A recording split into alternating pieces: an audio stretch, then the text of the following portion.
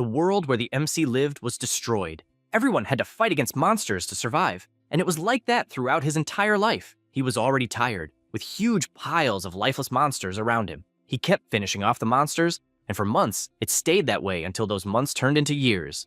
In the end, 10 years passed as if they were nothing. With a single sword, he cut down every monster that appeared before him and was never afraid. Until finally, the final boss appeared with his colossal size. The monster commanded him to give up, since, in the end, the whole world had already knelt before the chaos. He did not let himself be intimidated by that, and the monster thought it was a waste of talent since he could become one of his elite soldiers. The MC found that funny, told him not to make him laugh, and charged straight toward the boss. The monster made the first strike and he dodged, but at the same time hit the mutant's fingers, who looked closely at the hero, who also stared back, but with an attack coming in his direction, and due to the speed, he got hit anyway. The monster finished his attack saying to resist as much as he wanted, since in the end, he was nothing more than an insect. The MC was wounded in various places, and retreated since he was thrown far away. He gathered momentum, and once again charged toward the mutant. However, this time, the boss just raised his arm and landed an extremely powerful blow that threw the hero hard to the ground. The MC, already badly injured, looked at that colossal monster and noticed a precious stone in the chain around his neck. He kept staring at it and positioned himself to throw his sword at the same time the monster prepared to attack. He gathered all the energy he had and threw the sword with all his strength, making a huge hole in the monster's chest just as the hero was hit by the attack. But before it landed, the precious stone shattered and the boss screamed furiously since his necklace had been completely destroyed, and all he could do was scream in disbelief that it happened, and his body was erased from existence. The MC, injured, just lay on the ground bleeding heavily. He looked up and saw a shooting star and thought it was beautiful. After that, we see someone walking. It is the incarnation of the MC. His name is Dojun. Upon arriving at a place with a siren, he is informed that it is Portal B and the rank is C. In addition, it is necessary to scan the hero registration number to identify him. However, the MC just kept walking and stood in front of the gate. Then, he raised his foot and kicked hard, completely destroying the entrance.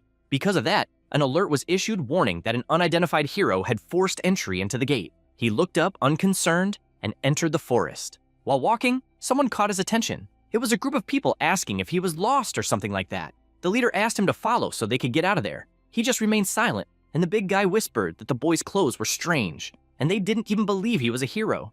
After all, he knew that heroes usually wore anything, but those clothes were completely weird, not to mention the fact that he was carrying a huge backpack. They wondered if the boy even knew what was going on there. Dojun replied that he knew what they were talking about and had just arrived. One of them comments that he already knows what kind of kid that is, and the captain doesn't like it at all, since he even imagines why the MC got in there, and explains that if he wants to hunt in that place like shown on TV and in the games, he is definitely wrong, since he needs to go through training to get the hero license, because that is a rank C portal, and anyone else must start at a rank F portal. At that moment, the MC interrupts, saying he knows the guy is trying to help, but warns he didn't ask for anything in the first place. Hearing this leaves the three in shock, to the point of asking if the guy is crazy and wants to lose his life. Because of that, he just walks away while the group says to let him be, since he will get hurt on his own for not listening to them. After walking a bit, he looks to the side and comes face to face with a giant orc. The monster growls at him and approaches to attack. However, he, with his confident look, simply disappears, causing the attack to hit the ground. The orc is confused about what happened until he appears above, and with a single strike explodes the monster's head, making it vanish from existence. With that, only the body remains, falling hard to the ground.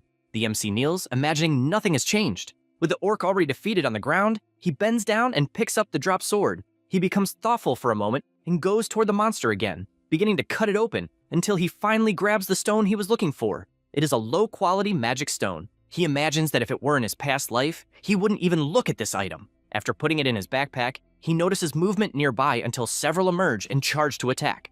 Dojun dodges the first, and holding the stone firmly in his hand, throws it at one of the orc's heads, exploding it instantly. Then, he throws his backpack on the ground and prepares himself since the fight will be intense. Meanwhile, elsewhere in the forest, the group of hunters is walking. The girl says she found the MC weird and worries since he is new and could end up losing his life. Xianru asks why she is worried until the leader comments that if the portal was really invaded, it means the elite agents of the portal control must be after the MC since that is a rank C portal. That's why he believes the elite agents are there. He turns and tells her to relax since nothing serious will happen if they don't attack any monsters. The group believes the MC must be trembling with fear in the middle of the forest, and that this fear will increase even more when the agents find him. However, the reality is different. since it is the monsters who are trembling until they get punched in the face. Another orc strikes back, but he simply disappears at high speed, appearing immediately behind the monster and landing a powerful kick, finishing another one. Then he picks up another sword and moves forward, as he will get 3 more magic stones. The day passes and Dojun continues walking with his backpack full. He believes the hunt went well since he got 12 low-level magic stones and 16 mid-level ones. At that moment, an elite agent appears and shouts that he found the target. The MC turns and comes face to face with 4 people standing in front of him. One of the agents says they are the portal control team and asks him to show his hero registration card, since if he doesn't have one, he will need to accompany them. Dojun doesn't understand what portal control means, and the man, releasing his aura, just orders him to cooperate. He stares back and resumes walking, finding it annoying. The team leader notices the lack of cooperation and orders the MC to be handcuffed, warning once more that if he doesn't cooperate, they will need to use brute force. Then one of them grabs his arm and says that if he resists and gets hurt, it won't be their responsibility. However, Dojun pulls his arm away with his other hand, terrifying the agent with such strength. Then, with a serious look, he tells them to stop bothering him. The agents realize the danger and draw their weapons. The MC soon realizes that those are rank 4 mana seals, something that would definitely work well against orcs, but not against him. For that reason, he twists the agent's arm and calmly gives his final warning, saying that if they don't want to get hurt, they should leave him alone. The agents attack, but Dojun blocks both weapons and dodges the head from one of the punches. Then, he prepares his leg and lands a knee strike right on one of their backs, and at the same time a precise kick to the other stomach, throwing him far away. The redhead, who was just observing, begins to worry about what he just saw. He fixes his gaze on the target, but notices it is disappearing, getting confused by what's happening, but it's too late since he receives a punch straight to the pit of his stomach that forces him to retreat. The MC calls his attention and asks if it's not a problem not to have a registration. The agent replies that it isn't, as long as he doesn't do anything illegal in the portals. However, he asks about the Rift Zone, leaving the agent scared. These are passages to other worlds where bizarre monsters appear, opening throughout the globe. The byproducts obtained from hunting monsters are used as new energy sources. For this reason, the places where the country completely controls the passages and confines the monsters are precisely the gates.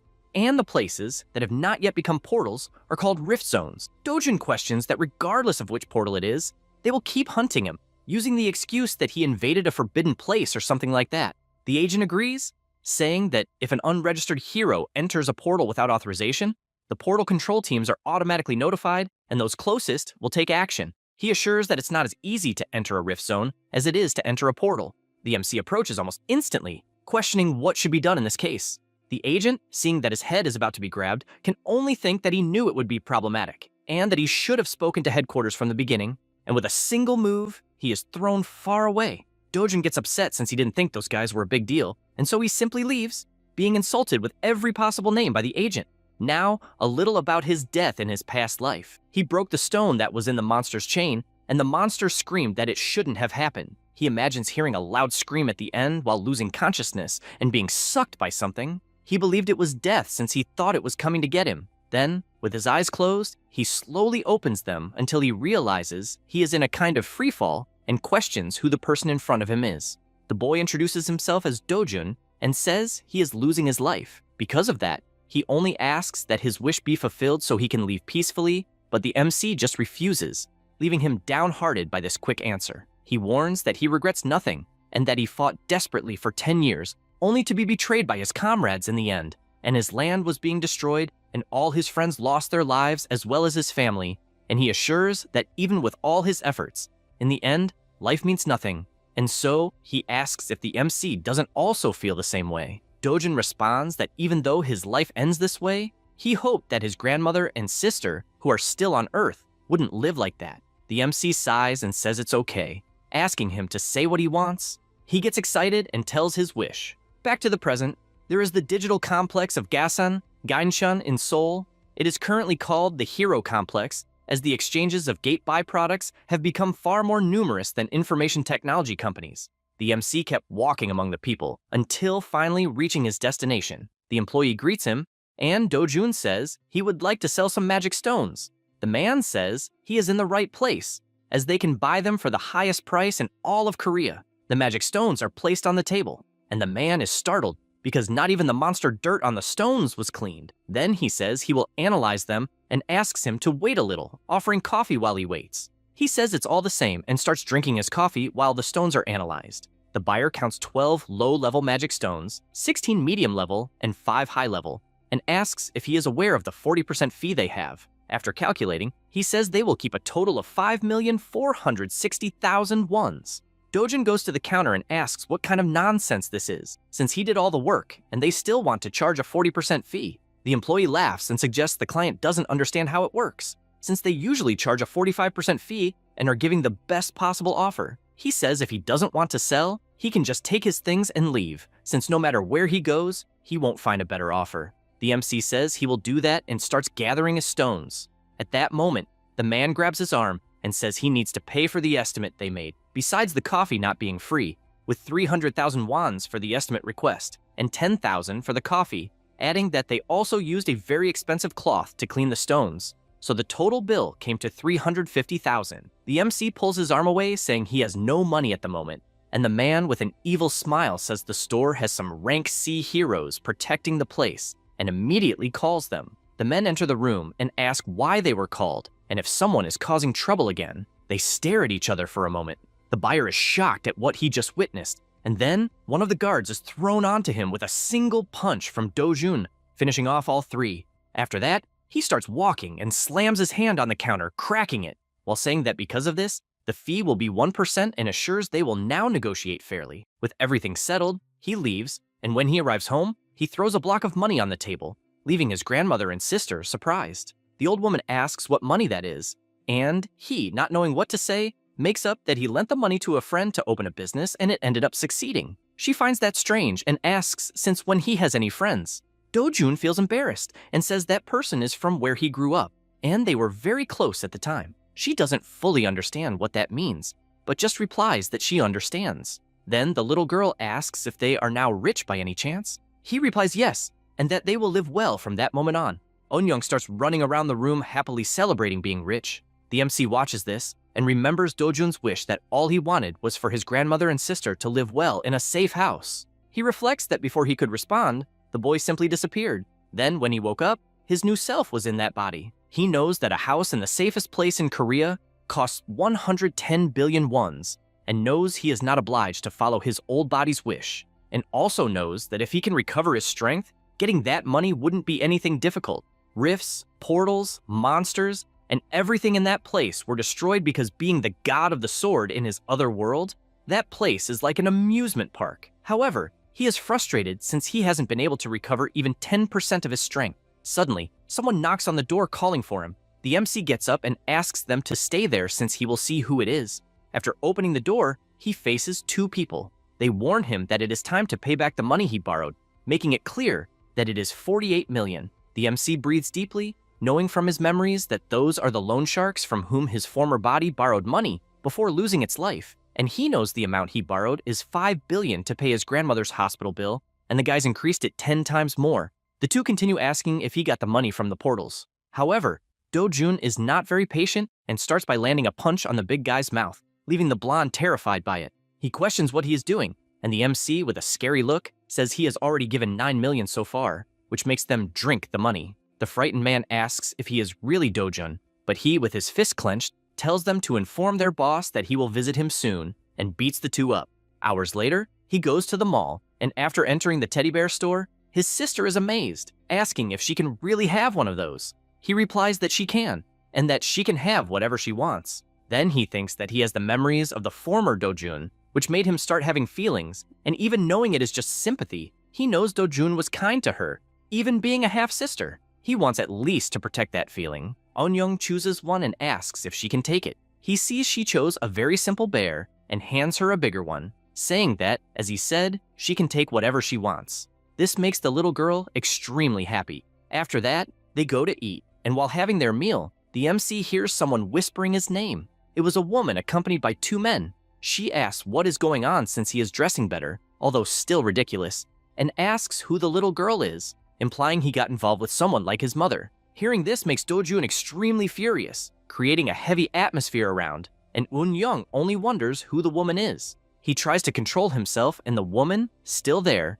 looks at his sister and asks her name. Eun-young answers, and the woman says she understands, adding that looking at her clothes, they must remain poor like his mother. Seeing that the MC does not respond, She asks if the cat ate his tongue. She realizes there will be no answer, and so turns to the little girl and asks if she knows the meaning of the word bitch. Dojun becomes increasingly irritated and says she is a woman as ugly as an orc and is looking for trouble. She turns around without understanding if she heard correctly and realizes she made him furious. The MC knows that the former Dojun was a bastard child who lived in poverty, and at 7 years old his mother died and he had to move to his biological father's house. He lived there for 10 years being neglected, and after his father's second wife had a son, he himself was completely rejected. He was abandoned again until he ended up at his maternal grandmother's house and lived with his half-sister, whom he had never seen before. With all these memories of his former body's owner, he wonders how he managed to endure all that until now,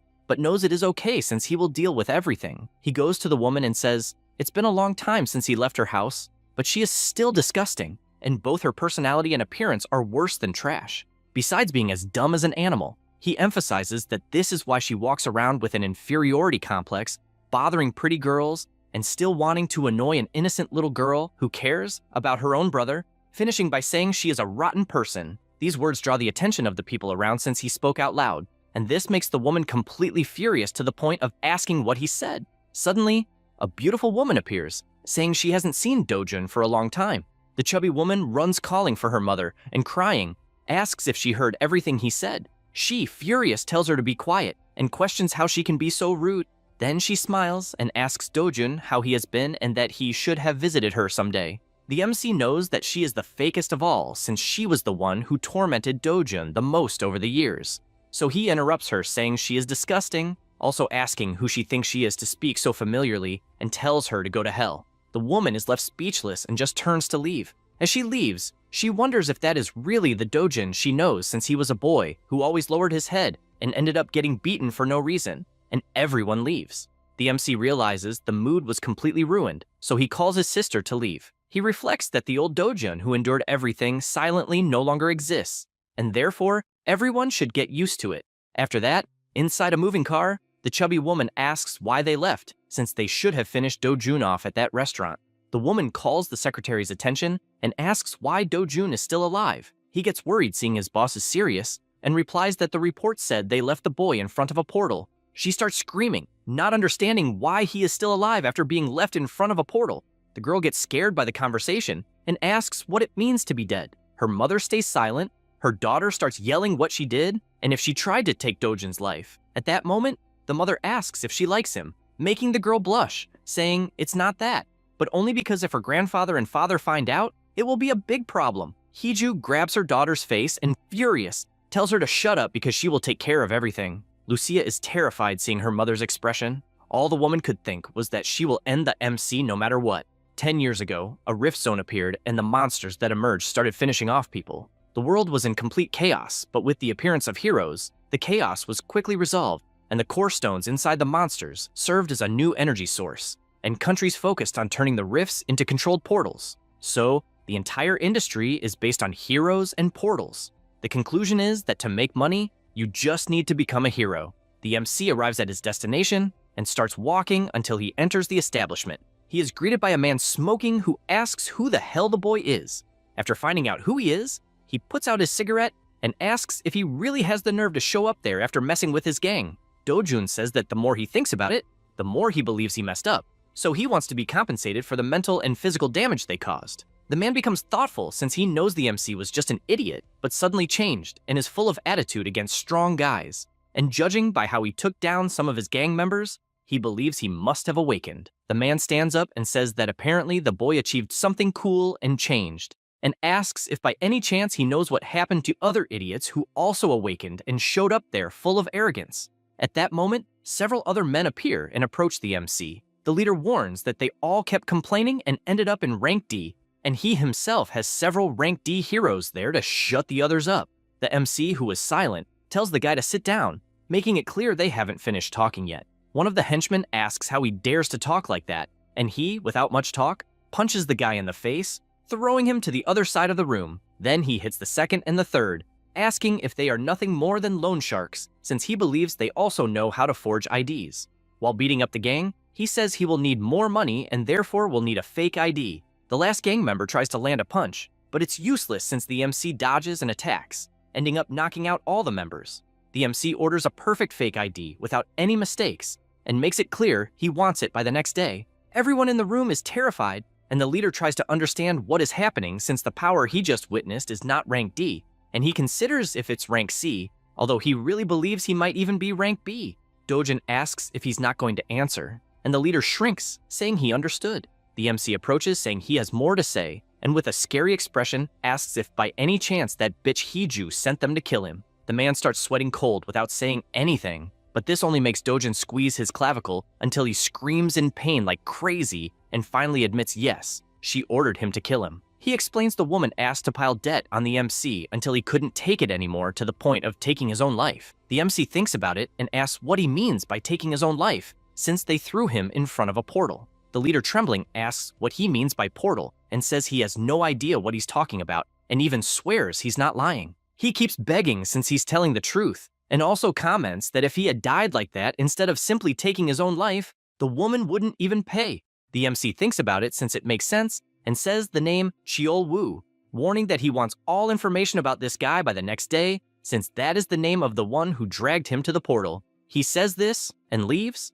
Outside, he thinks all he wants is for his grandmother and sister to live in a safe place, and guarantees that while he's there, he will do everything possible to make that happen. The next day, his card has already been delivered, and he uses it to identify himself. The system warns that the hero registration was verified, but says it's below the recommended rank, and therefore warns him it may be dangerous, and he should think carefully before entering. The MC thinks the loan shark was an idiot, since he could have made a rank A ID. Anyway, he enters despite the alert warning several times that he is below the recommended level. That is the Bomsium Gate, Class B and Scale D, with tunnel-type terrain. The recommended level is A, and entry is not allowed unless in a group of 2 or more people. He knows that since it's a rank portal, fighting alone could be difficult, but since it's in a tunnel, it will be possible because it would only be difficult if it were a rank A portal. He walks for a moment and smiles, knowing he might end up encountering hundreds of monsters inside the tunnel. No sooner does he say that than the first one appears in front of him. He gets excited since he liked finding one right away, and even with the monsters charging at him, he manages to finish them off while collecting their stones. One of them opens its mouth, showing its long, venomous fangs. He is aware that it's the black-fanged snake that can cause paralysis with its venom. Because of that, he runs and, after positioning himself, unleashes several attacks on the monster until he splits it in half. He notices that the venom landed on his glove and laments it, as he basically threw 300,000 one away. Then he hears something and notices more snakes approaching. However, that's nothing, as he starts finishing them off one by one, with their goo being splattered in all directions until he finally defeats them all. He digs his claws into the snake and finds it strange that there's no magic stone. Only then does he reflect that, if it's like in his old world, the drop rate for magic stones from the black fang snake is still 3%. Because of that, he continues on his way, as it means he'll have to finish off at least 100 more of them. After reaching another room, he comes across skeletons on the ground, and looking ahead, realizes he's finally facing the boss. He throws his backpack to the ground, confessing that he wasn't sure which path to take, but it turned out fine, and he charges in for the attack since he wants to finish quickly and leave. After landing a punch, he notices something strange, as his attacks weren't strong enough, and due to that distraction, the snake uses its tail to strike and throws him with full force against the wall. Then it charges in to devour him, but he jumps back in time and, after repositioning himself, charges in again, landing another powerful punch. This attack makes him conclude that this monster is on a much higher level than the ones in the tunnel and has much tougher skin. He tries to think of what to do and laments that if he had his full strength, that snake wouldn't be more than an insect. Then he looks to the side and sees a sword stuck in the ground from heroes who lost their lives. He observes it for a moment and picks it up, as despite being worn out, he has no other option. Besides, he knows it doesn't matter how old a sword is, since what matters is who's holding it. The boss wastes no time and charges in, but Dojin jumps and, already in the air, tells it to consider it an honor to be finished by him. Then he grips the weapon firmly and delivers his powerful slash that lights up the entire hall. After this attack, he stays silent for a moment and realizes that even though he defeated the boss, the sword also broke, and it would have been bad if he had missed. He goes to the monster's body and starts checking for items, and removes one of its fangs, as despite being small, it can be used as a sword and, if properly refined, can even be useful. The MC doesn't complain, as the job pays much better than a normal one anyway. Having finished everything, He leaves the portal and realizes it's already nighttime, so he ended up spending more time than he thought. He thinks he needs to recover his strength soon, and he's also happy that his colleagues weren't there to see him like that. Meanwhile, elsewhere, a man shows the stones he obtained during his mission. The buyer confesses that he got many high-quality magic stones and says the fee is 40% as usual. The man is outraged, questioning if the fee isn't too high since he is a loyal customer and wants to know if he could get a discount. The buyer, counting the notes, replies that their fee is the lowest in the market and adds that the basic fee at the portal center alone is 5%. And since they don't record the transactions, they don't even charge an additional fee. He hands over the money, saying they consider all these things so heroes can get the best possible profit. The man starts counting the money, agreeing with what was said, and asks the buyer what the hell happened to his face since it's all beaten up. Mark says a crazy guy came in and hit all the guards, and he himself got caught in the middle. The hero says he understands and comments that they probably let their guard down since the guards are rank C, and also suggests looking for guards based on skill, not rank, since ranks are just a government convenience. But in the end, what matters is skill. Then he says there is a difference between a guard who just got his license and a hero who hunts monsters and risks his life. The seller gets fed up hearing this, just wanting the guy to leave instead of babbling. The man says they may not have known each other for long, but asks to be called if needed and leaves.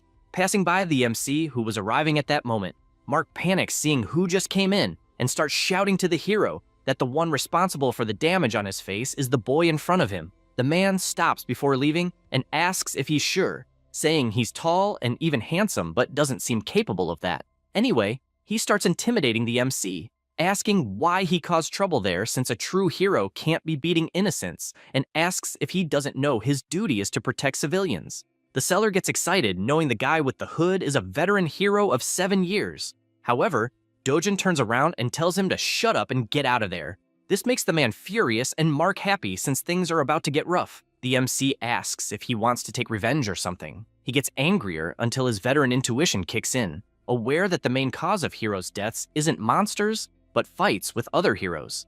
Because of that, he turns and says he's leaving since he's a bit busy. Now only Dojun and Mark remain inside the shop, and he asks if there's anything else to complain about. All that's left is to hang his head until the MC throws his backpack full of magic stones. He starts calculating the amount and can't believe it since there are many high-level magic stones, and he doesn't know who the hell that person is. He starts adding everything and, looking at the stones, says it totals 150 million wands.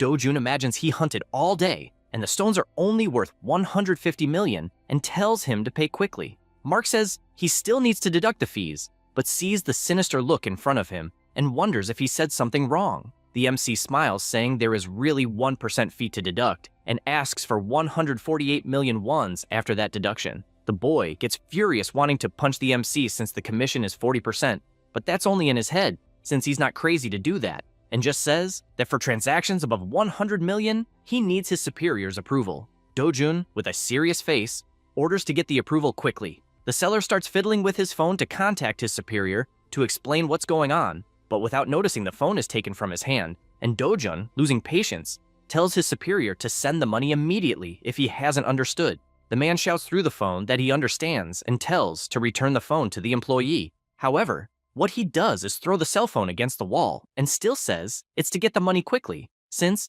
as he heard, the superior said he had understood. Mark is shocked seeing the destroyed cell phone beside him and immediately grabs all the money from the magic stones. With that resolved, the MC leaves, saying it's always very good to do business there. However, the seller is upset since nothing good happened. 10 minutes pass and someone enters the shop.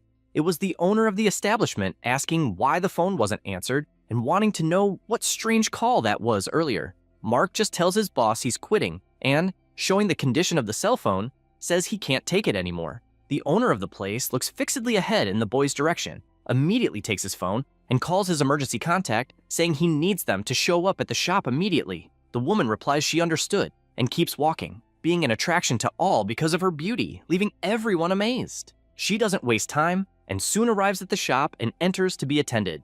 Mark is shocked since he recognized her instantly. She asks him not to react like that since she's an ordinary person. However, all he can imagine is that she is the 4th rank S heroine of Korea, and although he knows little, he knows she is the niece of the shop's boss and doesn't understand what she's doing there. She soon asks if there is a hero causing problems in sales and giving her uncle a headache, and, after sitting down, asks to hear everything that happened. Meanwhile, elsewhere, Dojun is meditating in his yard. He imagines he has been hunting all day and hasn't made much money and knows he needs to start entering rank S portals soon. For that, the most important thing he needs to do is recover his power. However, unlike the world of his past life, the atmosphere in that place is scarce. And even though he keeps absorbing all the time, he thinks it will take about 3 years. Then he thinks it would be interesting to get great equipment, but knows that, unfortunately, in that place, even junk equipment costs way too much. At that moment, he feels something and immediately yells to his sister, who, looking to the side, is grabbed by him, asking her to go inside immediately. He rushes in, and his grandmother asks what happened. A strong tremor starts, and the little girl panics, asking if it is an earthquake. Dojun imagines it's not, since he is absolutely sure it is a rift forming. His grandmother, still confused, asks what is happening, and he just tells them not to go out, since it is dangerous outside at that moment, and on his own, he attacks the purple structure that formed. At the same time, at the Hero Association in the metropolitan city of Seoul, people call the leader saying they detected a new rift in the district. He thinks it's annoying since a new rift formed in 63 days and shouts to activate the White Lion Guild since the location is in Meipo, also calling any hero nearby. Then he asks exactly where the rift appeared and they reply it was in the garden of a house. He thinks it's annoying since it could be a headache, because if any civilian enters the rift, no one else can enter until they come out. And that's not the worst, since he also knows that if someone dies inside, a monster wave will emerge for the next 10 days, and if that happens, the entire region will be destroyed. Because of that, he asks to check if anyone entered the rift, and the blonde guy answers that a young man named Dojun entered the portal minutes before, according to the elderly woman who reported it, and he did so trying to save her and the little girl who was in the house. They conclude that means a civilian entered instead of a hero, and so he asks what the probability of a monster wave happening is. The staff responds that in that case, the chance is 99.9%. This scares everyone since in that scenario, it will be an unprecedented chaos. Elsewhere, a stack of papers is thrown on the table, and Hiju receives the news that Dojun awakened and says, "That doesn't make sense." The secretary responds that the boy has not yet been registered by the Heroes Association, but even so guarantees that he awakened. She becomes furious and asks what the hell the loan shark did, since everything indicates that she herself should have finished the MC and does not understand how things got so complicated, since the loan shark did nothing and still kept the money. Still irritated, she orders him to talk to Chiyo-woo to order him to finish Dojun at once, and if he does not do it, the guy must pay 10 times more than she paid to carry out the service. The bald guy says it will not be necessary, since he learned that a rift appeared right in Dojun's garden, and also confirmed that the boy entered the rift and it will even be announced on the news. She asks if that means they will never see the boy again. He answers yes, but she is not so relaxed about that and therefore orders him to keep an eye until they are sure. Inside the rift, the MC finds himself in a forest. He thinks it is hard to believe, but that is the Patisua forest, which he always used to go to as a child. He realizes this because the forest with its big trees and grass, along with the abundant mana in the air and even the wind, absolutely everything is the same. Knowing this, he looks in a direction, and after walking a bit, it realizes it is as he thought, since he reached the world tree. He knows that it is an ancient spiritual tree full of high purity mana. After touching the tree, he thinks that in his world that tree was destroyed because it was burned and the mana flow was altered, but he realizes that in this place it remains alive and strong, and he does not know why, so he concludes that he might recover his power with that tree. Without thinking twice, he begins to meditate with the goal of absorbing as much mana as possible and restoring his former power. Time passes, and he does not lose focus. Days go by, and he even realizes that he ended up forgetting to eat or sleep, since he focused only on his breathing for 10 consecutive days. After nightfall, he opens his eyes. Having felt the presence of some monsters, he realizes that the monsters are called Volcana and were the ones responsible for burning the world tree in his past life. They start to advance, and all he imagines is that it would be very good if he had a water attribute sword. The monsters get closer and closer, and he prepares himself, saying it doesn't matter anymore because he will crush them all. Then, he stretches out his hand and releases his power after accumulating all that mana.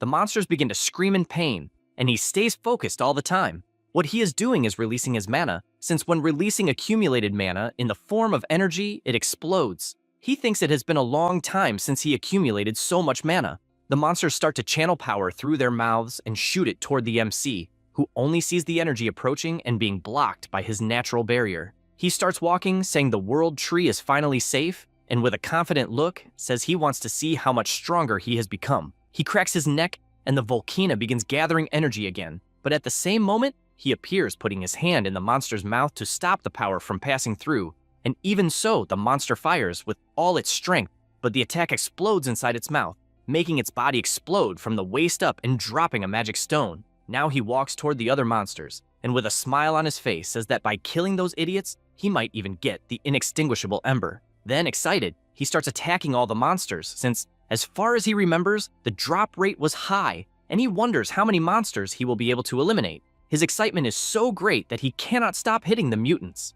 After finally finishing, he sees a kind of golden coin among the dropped magic stones. He bends down and picks it up, knowing that it is the inextinguishable ember. The MC gets excited since he really managed to get his hands on that again, like in his past life, and a flame begins to arise in his hand. He sees that and can only think that it would be good if he could absorb more mana from the world tree, but he knows it is too much for his current body. So the most he can do is absorb that Ember E, changing the attribute of his mana to fire. After his whole body is covered in flames, as well as his mouth, he thinks that in his past life he didn't need to do this.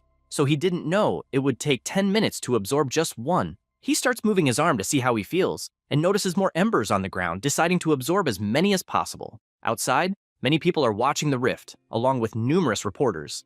A man is irritated and says that because of a civilian, he can't enter the rift as it is blocked. Hyunwoo comments that he heard the MC only entered the rift to save his little sister who was nearby. However, the man insists it was just an excuse since there was a rumor that Dojun awakened and only for that reason entered without thinking. Hyunwoo asks what the guildmaster said, and he replies it was the usual, that they need to follow the manual. Hyunwoo mentions that apparently the rifts appeared simultaneously in the United States, China, United Kingdom, Turkey, and Switzerland, and as far as he knows, the guildmaster is busy because of that too, even though it's the first time he's seen something like this happen. Sungwoo is extremely irritated since only his group got screwed over by a delinquent who entered a rift on his own. He clenches his fist, saying some nobody shouldn't have acted so rashly, and promises to beat him when he shows up. The rift remains intact, and it is reported that 28 days have passed since it appeared, and the Hero Association declared that there will be a wave of level 1 monsters. So they ask everyone to prepare,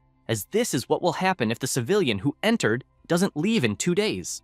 A man turns off the TV. This is Chang Syu, who asks if the person who appeared on TV is the damn Dojun. His secretary replies yes, as it was confirmed to be him. The leader asks if the boy will come out alive, and he replies that there's a 1% chance for a civilian to survive. However, hearing this only makes Chang Syu laugh, since they are calling Dojun a civilian, while in front of him are his team members completely injured by the MC. And so, he says the idiots at the association don't know shit as usual, and asks if the boy has awakened as he seems to have. Ingu says he's not sure what happened since the probability depends on the rank he has, so it's hard to judge without more information. Chang Shyub says he already knows, since being good at fighting and surviving a rift are different things. He also says the boy only has 2 family members, so they need to protect them. When the secretary asks what he will do, he, with a sinister smile, says if Dojun loses his life in the rift, he will sell their organs, and if he comes back alive, they will say they helped his family members, so he'll owe them one.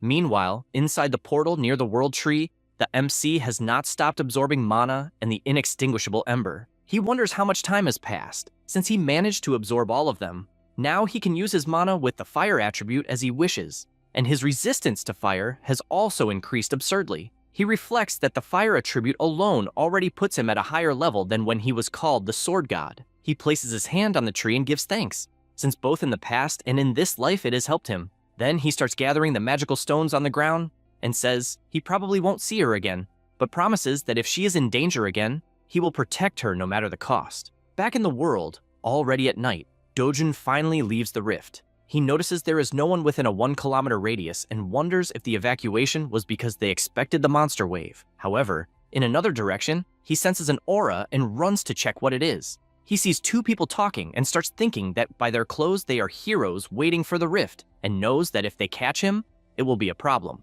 Then, he creates a ball of flames in his hand and throws it into the air. The fire heads toward a house and, upon impact, explodes, causing everything to catch fire. The 2 panic, asking what that noise was, and immediately start moving toward the fire.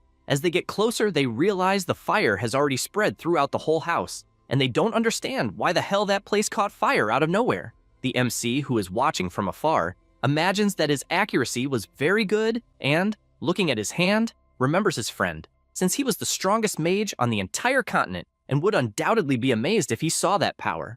At that moment, something catches Hyunwoo's attention, who, looking to the side, comments that the rift looks strange. It starts disappearing little by little, and the two keep running at full speed. As they get closer, they are shocked because the rift simply disappeared right in front of them. Meanwhile, the MC keeps walking, happy with the result he got. The next day, it was announced that the new rift that appeared in the Mapo district disappeared early in the morning, and that it had been exactly 29 days since someone entered the rift, and the Heroes Association, which was preparing for the waves of monsters, was surprised to witness such an unexpected phenomenon, which led them to start an investigation. They also announced the inexplicable fire that occurred near the place where the rift was. People gossiping whether the boy who entered the rift lost his life, thinking it was more than deserved, since one should not do that alone. The MC just walks by observing that conversation and continues on his way, imagining that if the rift disappeared, then no one else will be able to see the world tree, and, although he thinks it's a shame, he feels relieved. He finally arrives at the place he was heading to. Inside,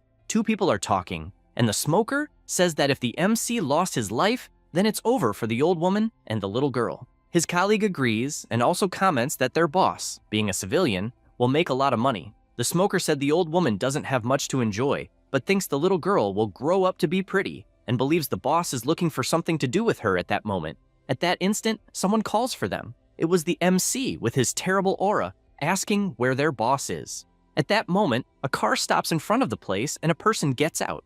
It was Chang Seob, accompanied by his secretary. He laughs, saying that now that Dojun lost his life, he can sleep in peace, and asks what's on his schedule that day.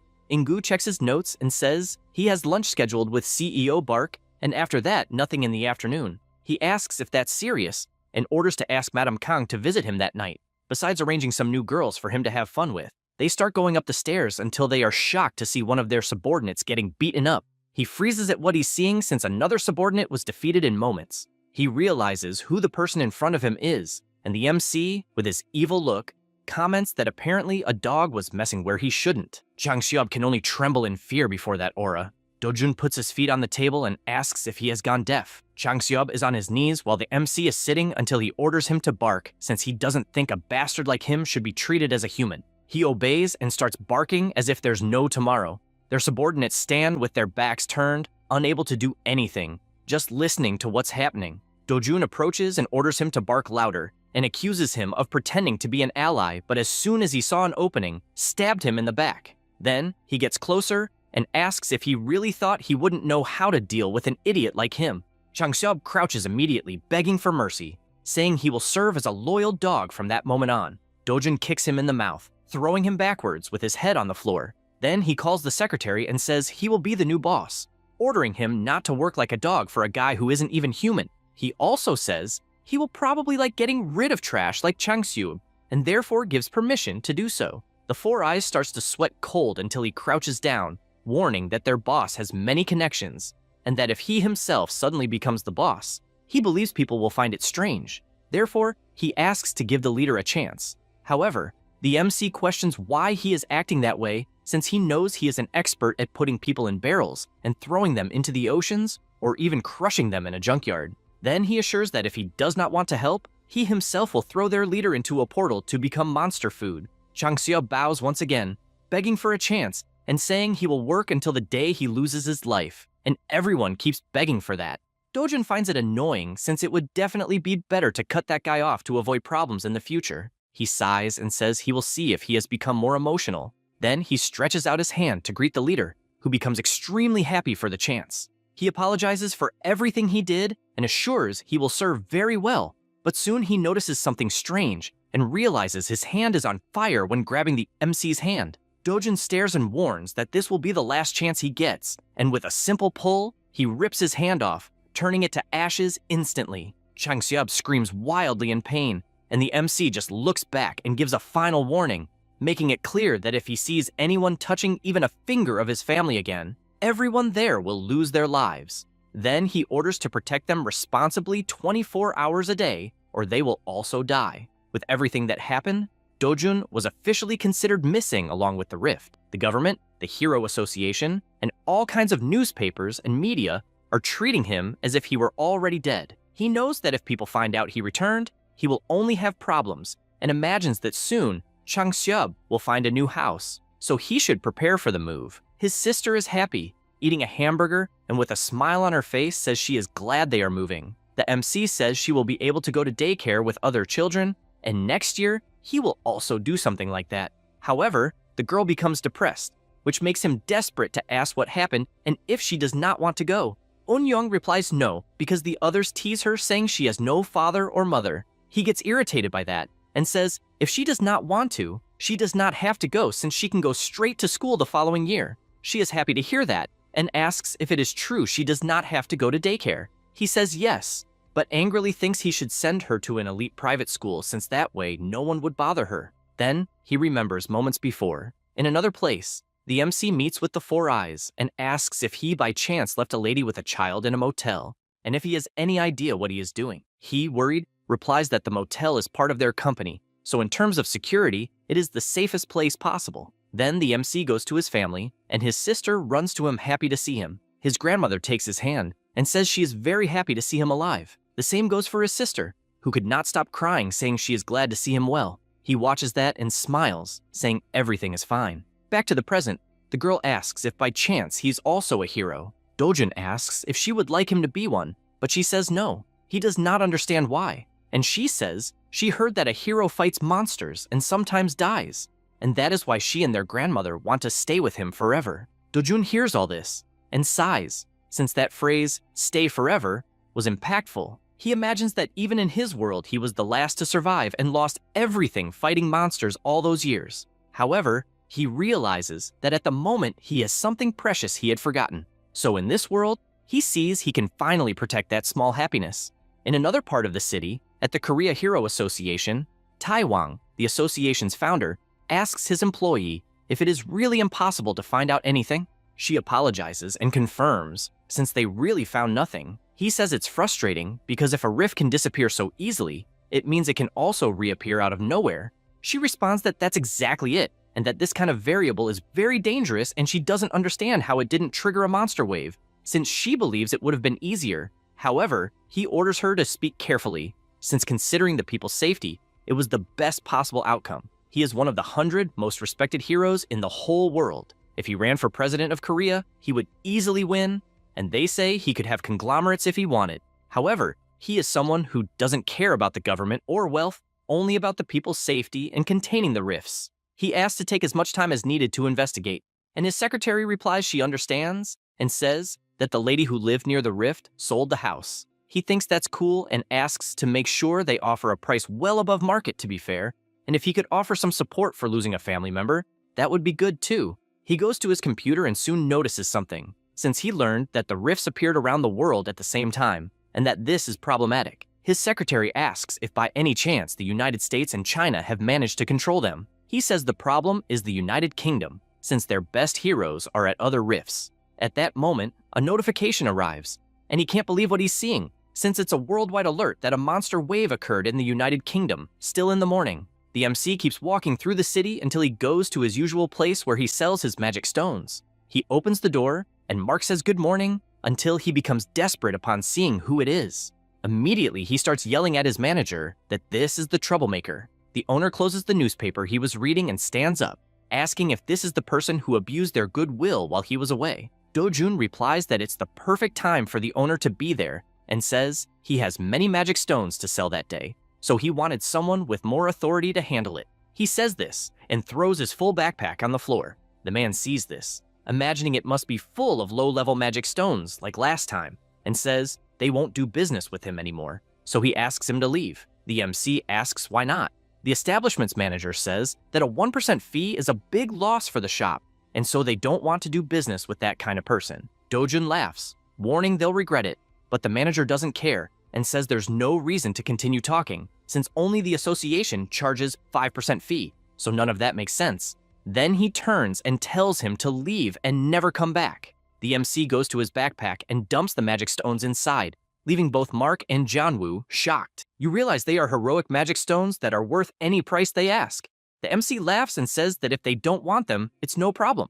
This is a heroic magic stone. In Mexico, a famous drug scientist named Kurzman was breaking magic stones trying to create a drug. Things didn't go as planned, and he ended up activating its power and himself awakened as a hero. Since then, this type of stone became famous as an essential item to awaken heroes, and for that, it got that name. They look completely shocked, since it's a rare energy source and a luxury item. The MC says he will store everything and leave, but the manager changes his attitude, asking him to wait a bit. Mark, having nothing to do, starts cleaning the magic stones while Do-jun keeps drinking iced tea. Janwoo, trying to negotiate, asks if he doesn't think 0.5% is too low. He says if he doesn't like it, forget it. But the shop owner says that's not it. He was just curious why he changed it to 0.5%.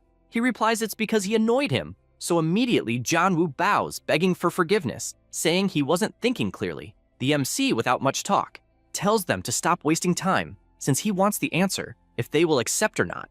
Mark watches from afar, thinking the MC is an ignorant bastard. Janwoo replies that it's fine, and starts giving a long speech that was enough to make the MC turn away, warning that he will leave. The man begs him to do it for 9%, or they will suffer a loss. Then he asks for 8%, since his boss will kill him if he finds out.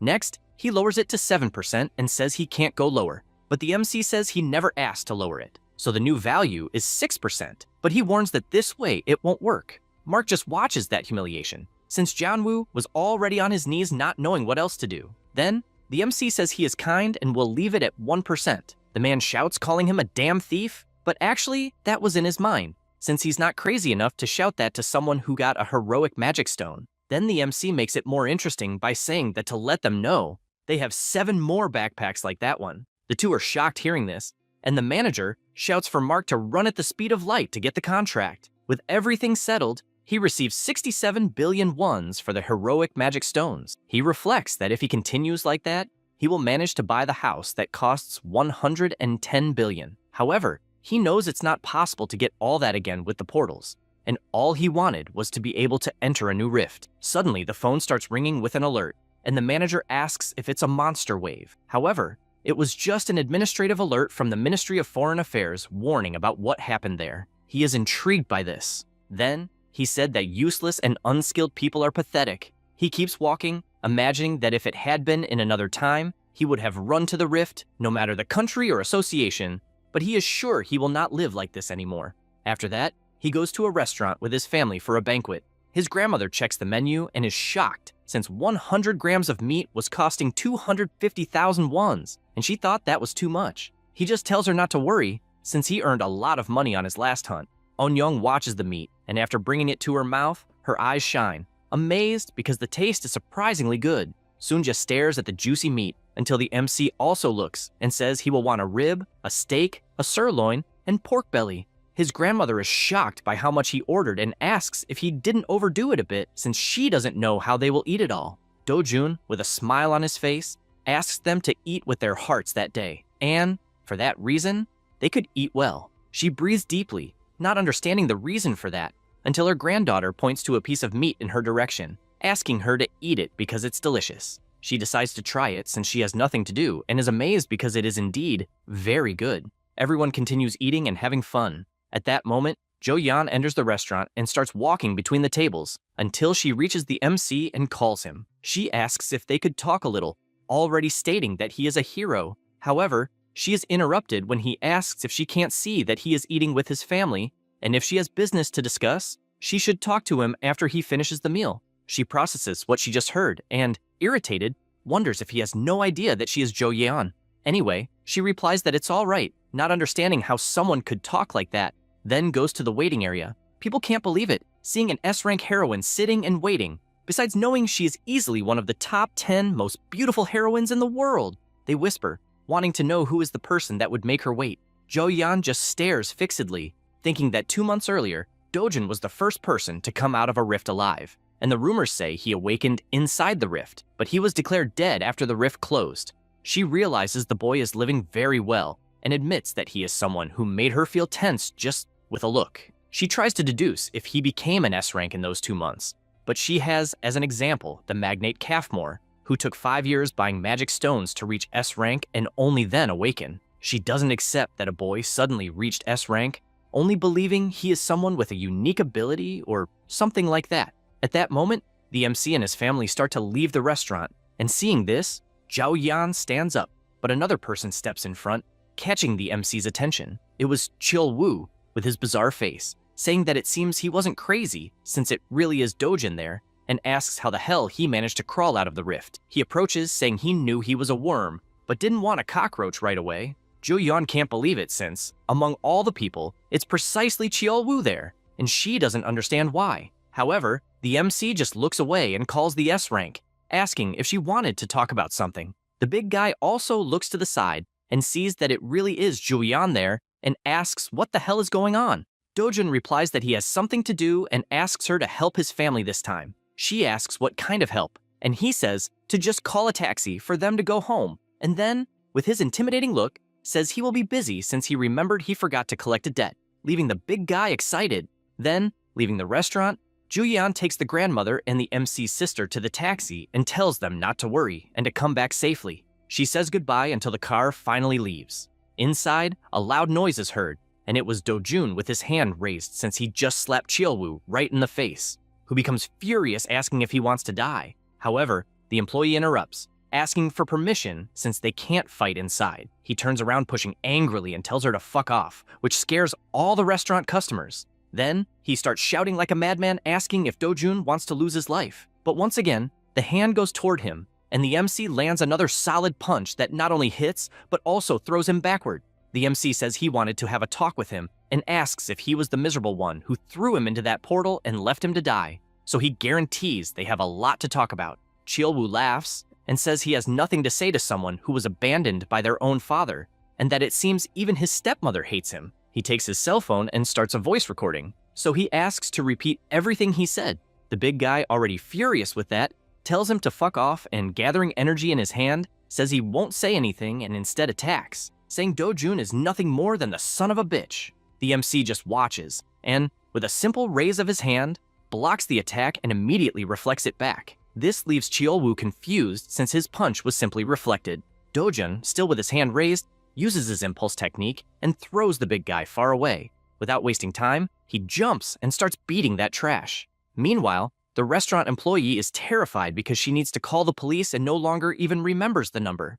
At that moment, someone appears pulling the phone. It was Joyan saying she is fine and will take care of it. She feels relieved since a rank S is there to help. Meanwhile, he keeps beating the big guy and the rank S starts approaching, thinking Chielwoo is a rank B hero. So this means that to get beaten like that, Dojin must be above that. But she also realizes a rank A wouldn't have that much strength until she calls him, making the MC stop the attacks. She warns that if he continues, he will end up killing the guy. He looks ahead and decides to loosen his body. Juyan takes the chance to ask what he knows about Chielwoo. He answers that he knows everything he needs to know and asks why, and if she cares about it. She replies that she obviously cares, since the guy's cousin is the rank S hunter called Young Pio. He says he already knows that and asks what the problem is. She is surprised he already knows that and still doesn't care about what might happen, so she thinks he's very naive. She looks at the beaten body on the floor and comments that the only reason the guy acted that way is because his cousin will protect him. So she reinforces that the MC will be in danger from that moment on. He laughs hearing that, and she questions if he is not afraid. Dojun approaches her and says that the fact that they have information about himself is bothering him. He says this with his intimidating look up at her. Meanwhile, the employee is hiding behind the counter, outraged, since a rank S said she would take care of the matter, but hasn't done anything so far. Ju Yeon apologizes for showing up suddenly, and explains that her uncle asked her to do this since he reported that he went to the store to sell some magical stones and wants her to sell them. She asks how many, and she replies that she will buy all that they have. The MC finds this interesting and says that he has many. She responds that it's not a problem since the benefits of an S-rank hero go beyond his imagination. Looking at the defeated body on the ground, he explains that it's not that he doesn't want to sell, but that there is a condition. She asks what it is, and he says it's nothing serious, especially for the famous Ju Yan. Elsewhere, someone breaks a bottle on the floor. It was Heju, upset because it was reported that Dojun had lost his life in the rift. Her secretary says he is sorry since even the association thought he was dead. She says she doesn't want to hear excuses and asks how he will handle this. He says he has something to say first and explains that the boy defeated Chielwoo, but she is shocked, even when the secretary says that apparently Dojun knows something after defeating Chielwoo. She starts to sweat coldly because if her father or husband finds out, she will be in trouble. And even though she knows she can handle it, she is afraid it will leak to the media and affect her company. Because of this, she instructs not to let it leak to the public, since they will end up losing their sponsors, and that the police must be silenced first. He reassures her by saying that all the newspapers and police have already been silenced. She sits more relieved knowing this. Then he approaches and whispers that it won't help much anyway, since Cheol-woo is Yongpyo's cousin. She is surprised to learn this. Cheol-woo has always been known as trash among the heroes, and as far as people know, Yongpyo cares about his cousin. However, the blonde is just a pawn used to do the S-Rank's dirty work without getting his hands dirty. The secretary says that even for someone important, it would be bad if the police and reporters got involved. She orders a meeting to be scheduled as soon as possible since they need to meet with him, and asks about Chang-seop and if he really betrayed them. He answers yes, and explains that they are even taking care of Dojin's family. Hee-ju is outraged by this, ordering a call to Mr. Park since they will make Chang-seop pay for betraying and switching to the MC. In another place, several heroes are gathered. There are 37 rift zones in Korea. 5 of them are turning into portals, while the others are under the care of the Hero Association. Ju-yeon hands over her card, which is immediately confirmed. They go to the entrance, and Do-jun, who is also accompanying the mission, imagines there is only one entrance. And even though Ju-yeon is a famous S-rank, her identity was still verified. In-ju approaches her and says she is surprised since it is quite rare for them to be called to a rift zone. This is the Guildmaster Cleome, an A-rank hunter. Ju-yeon doesn't know what to say, and just says she wanted to have some fun. Then she looks back toward the MC. Their conversation at the restaurant went as follows. He said he had a condition, which was to let him enter the rift zone, and if they did that, he would be willing to sell all the stones he has at market price. And the reason for wanting to enter was that he would make more money in the rift zone. She thinks about this since it is too crazy to enter such a dangerous place just for money. She imagines that he doesn't care since thanks to him, she got a heroic magical stone. After they pass the entrance, In-ju asks her to be honest and asks who the guy on the mission is. She replies that he is just an acquaintance. The guildmaster is not convinced and asks if he is her boyfriend or something like that. She replies that she isn't, and that she was only owing him one and recruited him for the mission as a form of payment. The grasshead is surprised that an S-rank heroine owes something to anyone. As the group walks, they hear something just like the MC. Immediately, everyone takes battle formation since a giant bird is flying toward them. In-ju can't believe it's a basilisk, and immediately the captain coordinates the team to defend and attack. However, Do-jun just runs past and heads straight for the monster. Seeing this scares everyone because they don't understand what the boy is doing. He gathers energy in his hand since he finally has his first target. Close to the basilisk, he concentrates the flames in his hand and lands a solid punch to the monster's face, sending it crashing forcefully to the ground. Then he descends and stands in front of the knocked-out bird with a huge hole in its head caused by the punch. A group member asks if a basilisk was really defeated with just one blow, but the MC raises his foot and stomps hard, saying it will only die if he does that. Everyone is shocked witnessing this scene until In-ju turns and asks who the hell the boy is. Jo-yeon doesn't quite know what to say, and just replies that he's just a very strong boy, but she doesn't accept that answer and starts shaking the captain, questioning how many heroes she knows who could take down a basilisk with a single blow. She is left speechless and says she believes that even the guildmaster could do such a feat and therefore doesn't understand the reaction. In-ju doesn't accept this answer since they even witnessed a fight in the air, and with just one punch, he knocked down the basilisk like it was a little bird. Jo-yeon looks scared toward the MC, trying to imagine his true identity. Because of this, she says she will change the plans a bit and says she will go toward the center a little. She asks Do-jun for permission, but he quickly interrupts, saying he won't share anything with those who didn't help. Then he puts the stone in his bag. She replies that she's not there to ask for that, and admits she thought he was too strong for such a simple monster, and asks what he thinks about going further in. Immediately he smiles and says it sounds fun. She starts walking, saying she knows that area very well and will serve as a guide, but asks him to stay close so he doesn't get lost. She barely says this and starts running at an impressive speed. The MC notices she suddenly started running, and so he crouches and practically disappears with the speed he has. The group just watches from afar, unbelieving, since as far as they know, Jo-yeon runs at bullet speed, so they think Do-jun is the very light. A group member asks if they won't go after the two. The guildmaster asks if it's possible to follow them. He answers that obviously it's impossible, and so they will have to hunt around the surroundings.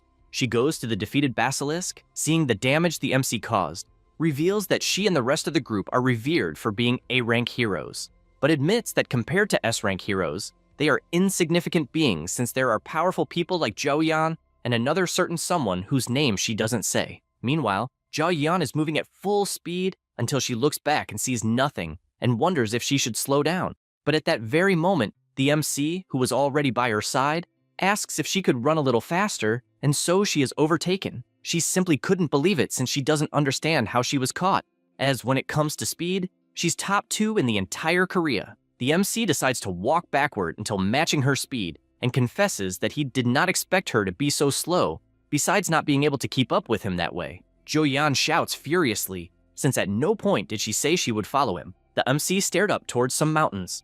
He catches her attention and asks what is at the top of the mountain. She is surprised, recognizing the area because it is where the Rift Boss is. She further explains that it is a monster called Kassarian, a creature about 20 meters tall that resembles a pterosaur, and warns not to even think about fighting this monster since it requires at least 3 rank S heroes to take it down. He asks if by any chance this boss has a high-level magic stone. She replies that it obviously does, and that the magic stone is even more powerful than a normal high-level one, and questions why he asks.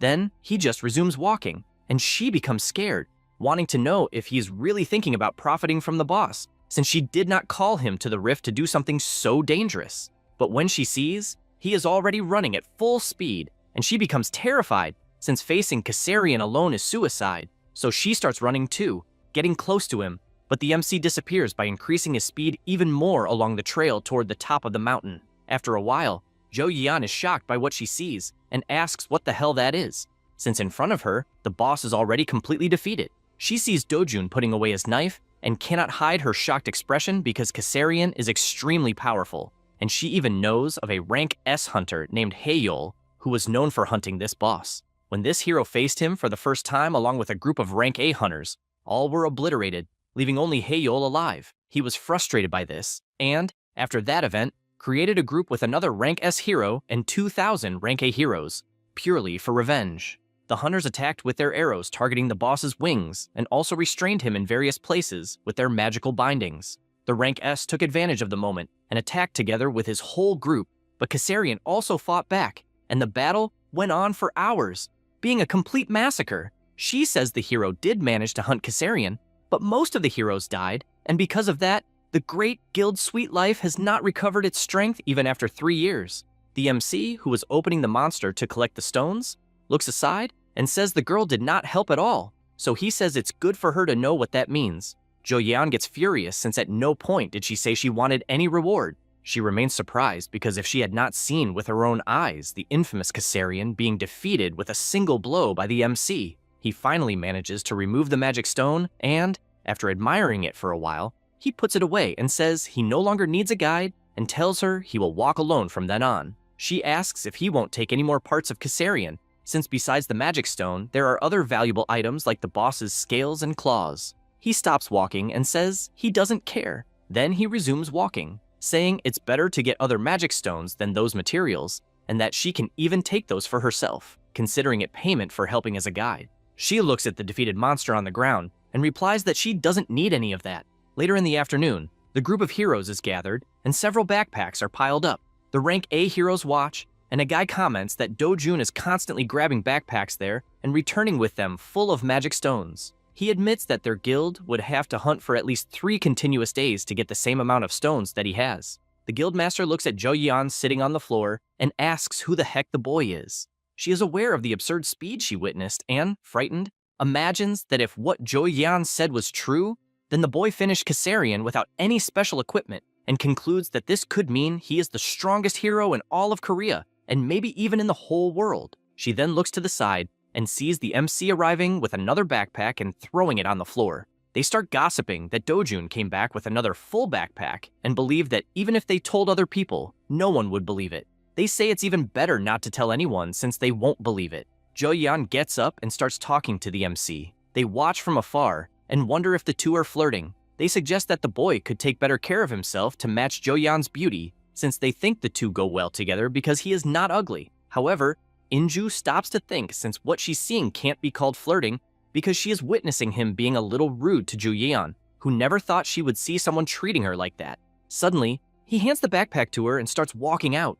Enju is outraged, questioning if the guy is just going away without even saying goodbye, and the captain replies yes. She asks why he left the backpacks there. Juyeon explains that she told the MC that when everyone finds out he defeated Kassarian, he will become famous overnight, but he replied that he hates to attract attention and so asked her to take care of everything. The guildmaster is surprised that someone would refuse such fame and just comments that he's a strange guy. Juyeon is silent for a second and, with a blushed face, says he's strange even too much. After that, in the city, inside a training gym, someone is training by punching a punching bag until he prepares himself and, with his powerful strike, tears the bag into pieces. This is Yahello, a rank S hero and master of the Sweet Life Guild. His subordinate, who was nearby, asks him to calm down and cites a saying that a frog that stays crouched for a long time jumps higher, and the longer it endures, the greater the reputation. Yahello agrees and says that everyone who humiliated him fell hard. The secretary says exactly that, and that he just needs to accumulate power until the time when everyone will bow before him. Then he mentions Kassarian, saying that no one knows the monster better than him, since he believes that one day he will be known as the hero who defeated Kassarian with the fewest people possible. The guildmaster grabs the water bottle and starts laughing since, in fact, no one knows that monster better than himself. However, he comments that compared to 3 years ago, their guild's fame has dropped a lot, but assures that it doesn't matter who goes with him, since he is sure he can finish it. The man replies that it is exactly as he said, since there is no one who could do such a thing. Elsewhere, someone is looking at the MC's file. It was Young Pyo wanting to know if it was the said Dojun. His subordinate replies yes, that it's the boy whose cousin left him in a portal to die months ago, and even so, he survived. The boss asks for more information, and he explains that the client is Heeju, executive director of Group T, and is even the second daughter of Group W. Young Pyo concludes that the woman is rich and wonders why the heck she wants the boy dead. He explains that from what he heard, Dojun is the illegitimate son of Group T and was taken to her house 7 years ago, and when the woman gave birth to her last child, Dojun ended up being expelled. Young Pyo laughs hearing this since, apparently, in the world of the rich, blood really doesn't matter, and asks how much the woman paid Cheol Woo. He answers that it was 3 billion won. Young Pyo says he heard that his cousin got hurt recently, and his subordinate answers that yes, he even got beaten so badly to the point of being covered in burns and can't even see, not knowing how he survived. The rank S picks up his golf club and hits the golf ball into the hole. Then, with a strange face, he says that if it were him, he would have torn the MC into pieces and crushed his head. However, his attention shifts when his secretary tells him there are rumors that Joyeon helped Dojun. He goes to his subordinate, outraged, and asks why the hell she would do that and what the relationship between them is. The employee says he doesn't know, but it was thanks to her testimony to the police that things went well. Nevertheless, his fury doesn't diminish,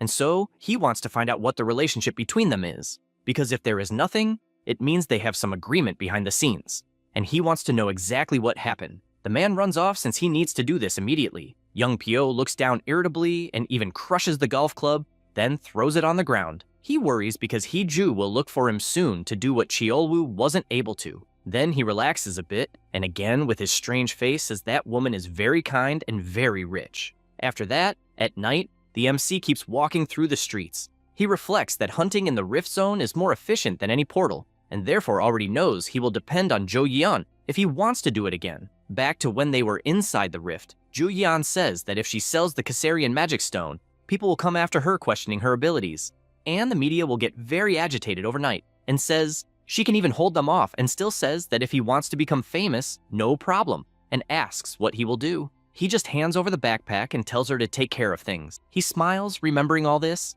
and says he will look for another way to enter the rifts. Then he arrives home since, for now, he wants to rest. Upon opening the door, he looks down and notices many shoes there. Then he enters the house and sees several people standing in front of his family and a blonde guy sitting with crossed arms. Immediately, his sister runs to him, and the MC asks who they are. The man introduces himself as Cheol Young, the chief prosecutor of Seoul's main office, and asks if he knows Chang Seob. The MC remains silent. The prosecutor informs him that he is being arrested for involvement in illegal sales operations and abusive fee collections authorized by CEO Chang Seob. The next day at the prosecutor's office building, the MC is sitting and, looking to the side, sees someone walking. It is the prosecutor on a call. He is talking to the director, saying that both Changseob and Dojun were obedient and still thanks him for taking care of his daughter's exchange. He asks to send his regards to Director Hong and says the reason he became a prosecutor is to remove society's trash. Then the report is placed on the table, and he questions what has been done so far since.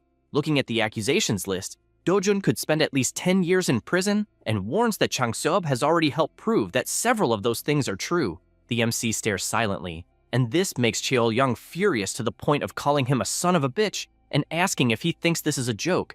But he is startled when the MC asks if it is Heju the bitch who is doing all that. He stands up asking who Heju is and what he is talking about. He reflects that apparently they already got rid of Changseob and even tried to go along smoothly to avoid drawing attention but ended up like that. The man starts to walk and asks if by any chance he thinks Korean prosecutors are a joke. However, with a simple scary look, the prosecutor gets scared and steps back. Having felt a terrifying aura, he gets furious about that and raises his hand to slap. However, he stops midway because one of his employees is calling him to see something. After going to another room, Cheol-young reads the report and asks if the machine is broken. The employee replies no and says they checked several times and the hero meter labeled Dojun as a civilian. He explains that he doesn't know exactly how it happened and asks if maybe the information about the boy having awakened was wrong. The prosecutor starts to sweat nervously since he can't imagine the Group T investigation being wrong and sees that the MC knows Heju, so he doesn't understand who the hell the boy is.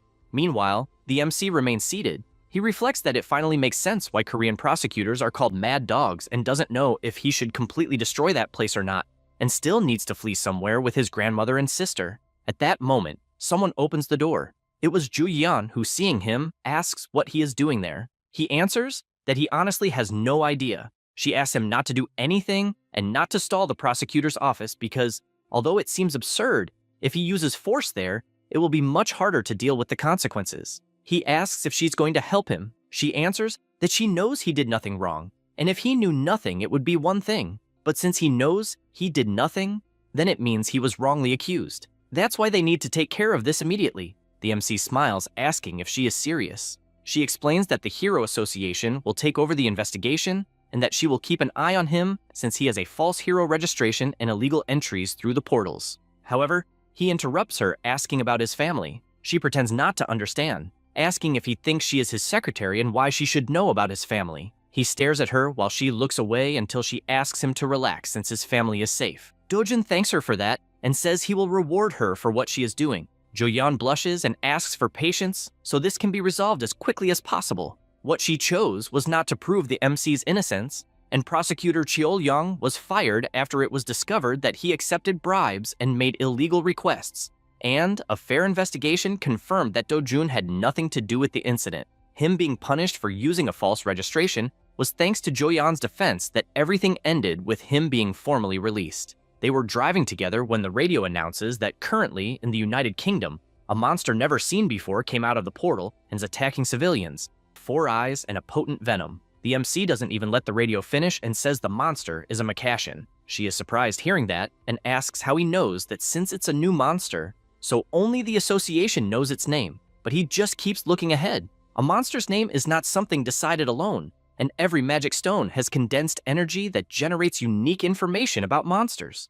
By analyzing, it is possible to identify the name and other information. Currently, this is possible on Earth through science, and in the ruined world, it was through magic. And since the same monsters appear in both worlds, Do-jun knows most of their names. He warns that they can easily deal with a Macassian using the red ant flower extract. She asks more about it, and he explains that although it does not harm humans, it is very dangerous against a Macassian, since if thrown at this monster, it will prevent it from jumping as it normally does. She remains silent listening to this information until she asks exactly who he is. The car continues its journey, and the MC stays silent. Suddenly, he says he wants to know something, and, with his assassin intention, asks what will happen if he finishes Heju. Elsewhere, Heju is biting her nails, outraged with everything that is happening. Her secretary is in front of her and tells her everything that happened. She questions why the hell Jo-yeon got involved. He answers that he is not sure about the relationship between the two or how they met. Heju can't hold her anger and calls the rank S a bitch, also asking who she thinks she is.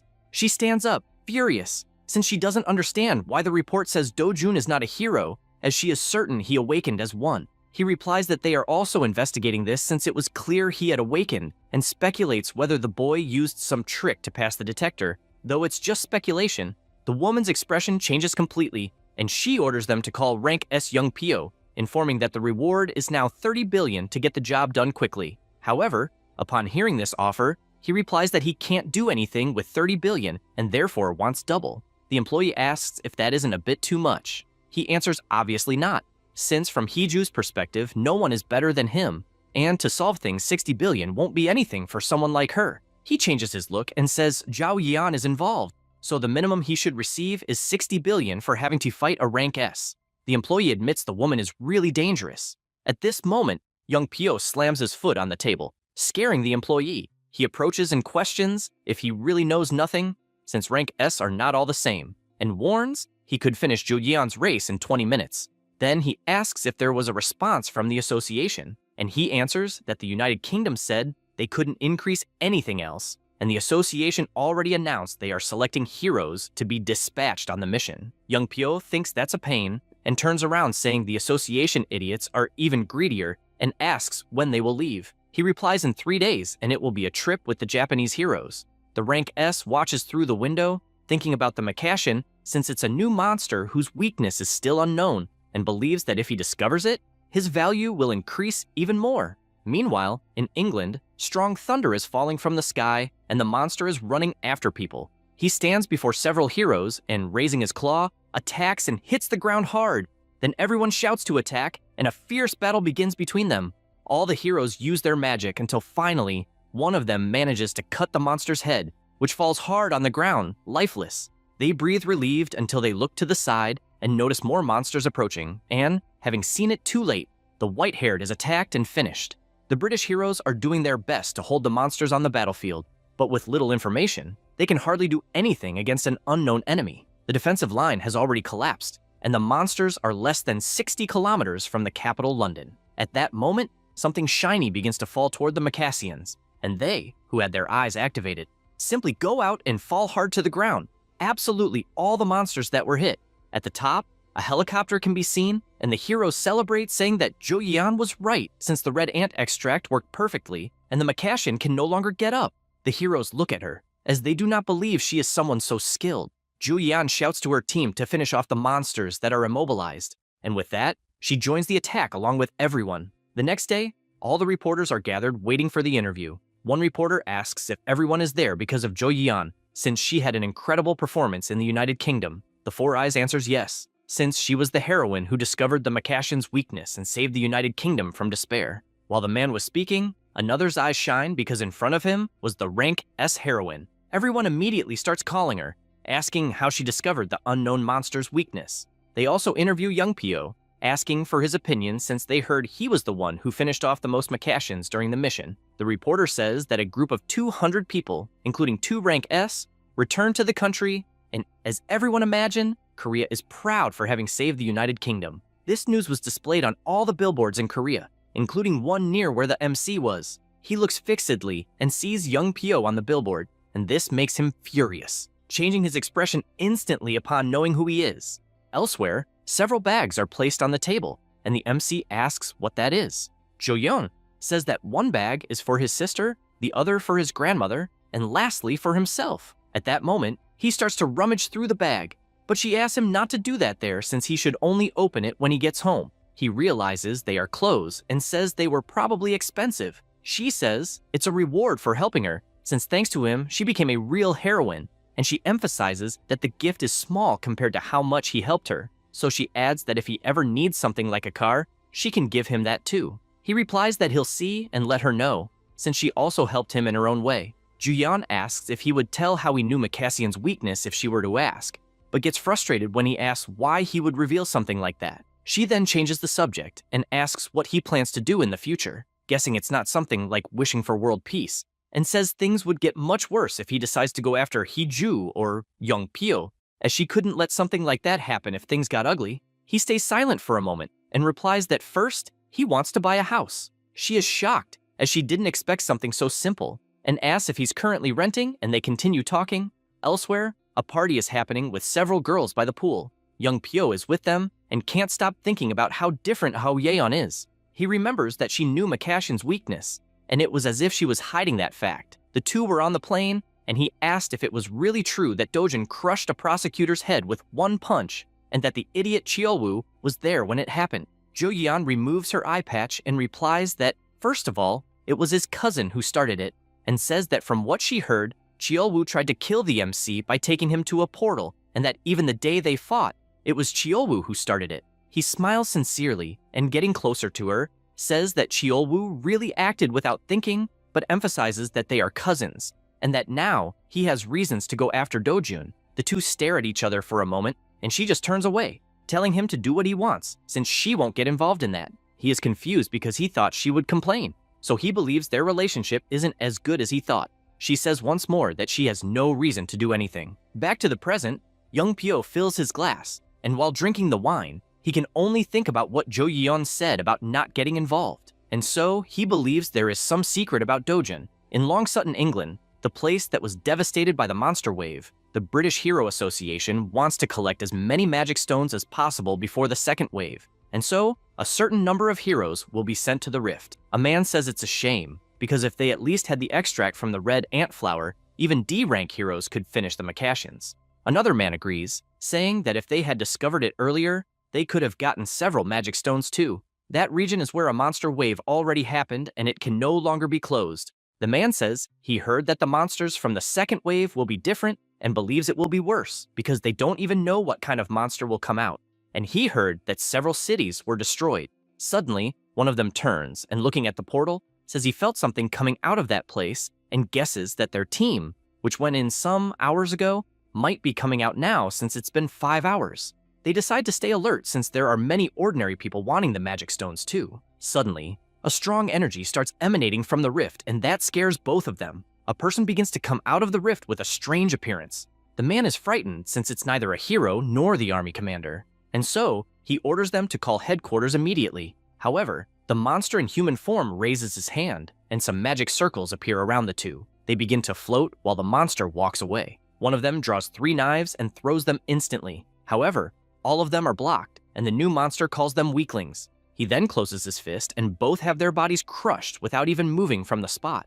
Next, the monster raises his finger, and a beam begins to emit, materializing a device with the number 19.26%. He says it's already been 10 years, according to the time of that place, and can't believe it hasn't even reached 20%. He wonders if something went wrong, since even after activating a rift, he will still have to find a way to increase his mana. The hunter on the ground, still alive even with his body crushed, asks who the hell the monster is. He smiles and shatters the guy's body like it was nothing, and says he will eliminate those weaker than an insect.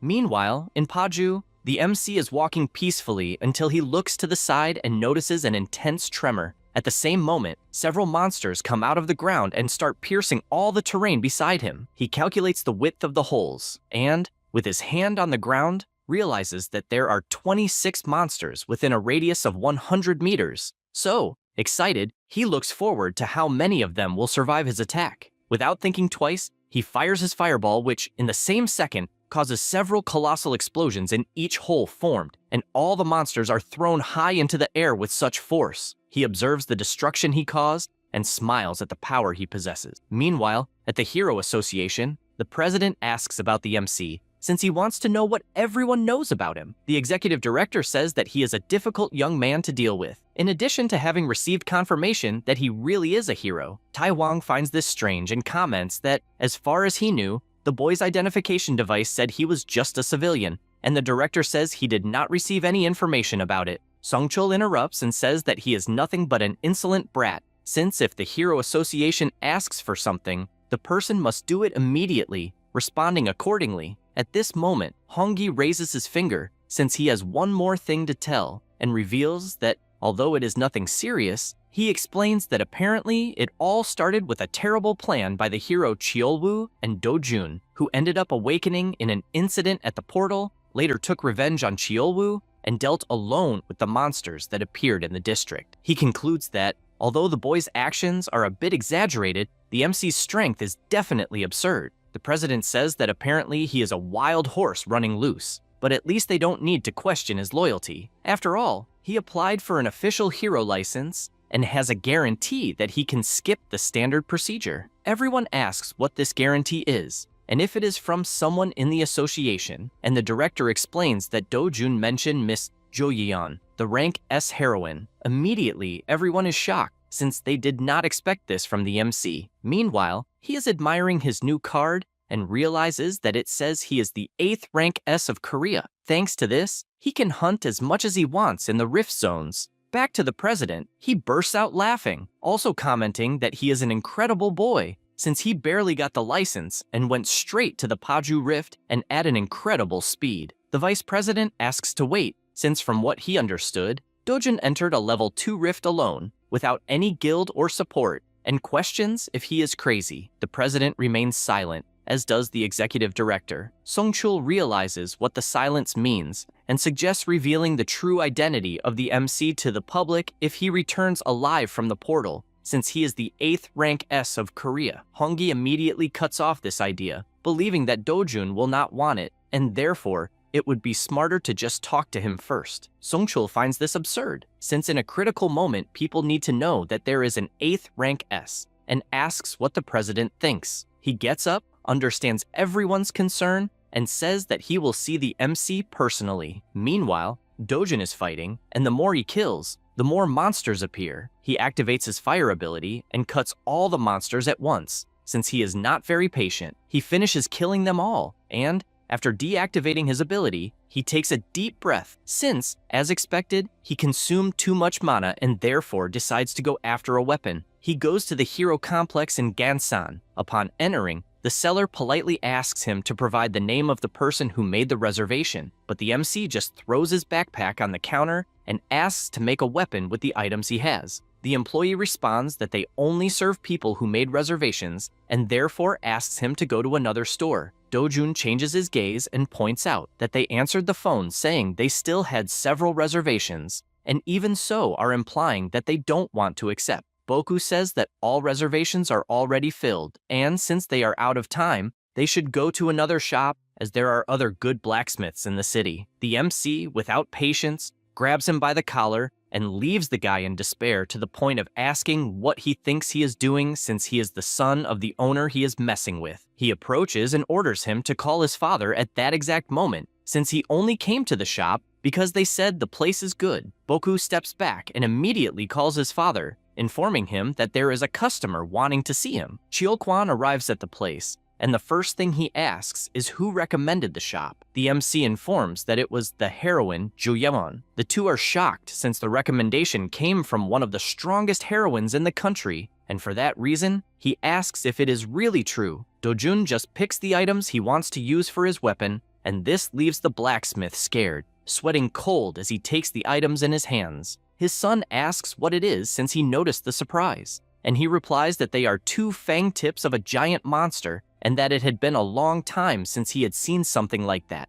Dojun explains that he wants a long sword, as long as possible, but the blacksmith informs him that without metallic materials, if he stretches the sword too much, it will have no durability, and therefore he can only make 2 medium swords. However, the MC questions if maybe he is the one who doesn't know how to make it. Both are outraged by this accusation, but Dojun continues his explanation, since he only wants a long sword and even wants the mana absorption to be as high as possible. The old man is already trembling with anger, and his son shouts, since a nobody arrived at the shop accusing them of knowing nothing, and therefore he grabs a sword to show that his father can make something of at least level 3 absorption. Dojun observes the sword and comments that it is probably at level 5. With that, he starts putting force into the blade, overflowing an intense aura that leaves the 2 blacksmiths scared, since in the blink of an eye, the sword broke entirely in his hand, leaving only the crumbs falling to the ground. With that, the MC warns that if it is to create trash, it is better for him to retire, and both stare at each other with hatred in their hearts. After leaving the shop, he goes to a portal and soon encounters a monster. He finds it too noisy and prepares his skill. At the same instant, the Cyclops tries to trample him, but he moves at high speed, standing face to face with the giant,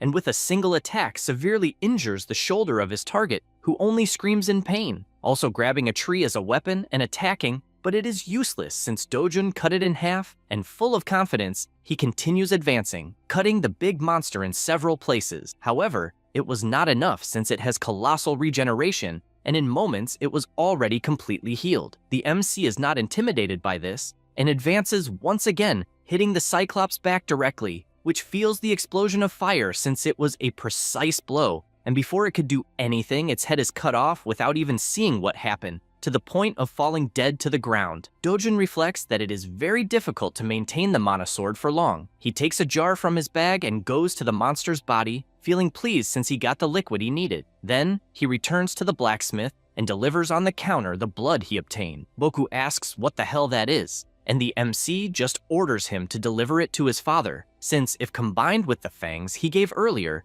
it will be possible to make a longsword. He says this as he leaves, leaving the boy even more confused, asking at least to tell more details about it. He just continues his journey, imagining that he already got all the basic materials and only lacks one specific item to improve mana absorption. He is even aware that this particular material exists only in one place in the world. The next day, Jo Yeon's phone rings and she answers asking what he wants, and gets confused since from what she understood something was said about Brazil. Still at the pool, the heroine is relaxing with her friend and decides to ask if the association will send a hero to Brazil. Injo replies yes since the two governments have allied, and also points out that the monsters are very violent but give many mana stones. And since the payment is high, the guild decided to go. She even comments that the two of them will go together and will also take the MC. She gets embarrassed hearing this, and her friend says that he is the 8th rank S hero everyone is talking about. Jo Yeon pretends not to understand and says she knows nothing, but her friend soon realizes something is going on and asks if by any chance the two have a special relationship, besides finding it really cute. Back at the blacksmith, he confesses to being surprised and also wants to know how the hell he found out, since the liquid was not even metal and yet it fused completely, welding the pieces. That is why he asks how he knew that Cyclops' blood could be used like that. Dojun only smiles without saying anything, and the blacksmith says he will try to make it as long as possible and believes he can reach 180 centimeters. The MC takes the opportunity to give more specifications since he does not want a sword with a thick handle, as it should be adjusted for use with only one hand, and 5 kilos is fine. Chul Kwan is surprised to see his client being polite since at first he thought he was just a rowdy kid, and wonders if the reason is that the sword is precious to him. He also takes the chance to ask if 5 kilos is not too heavy for just one hand, since he will have to swing the sword several times. He replies that it is fine since he can do it as requested, and the blacksmith explains that he will try, but it will take at least a month.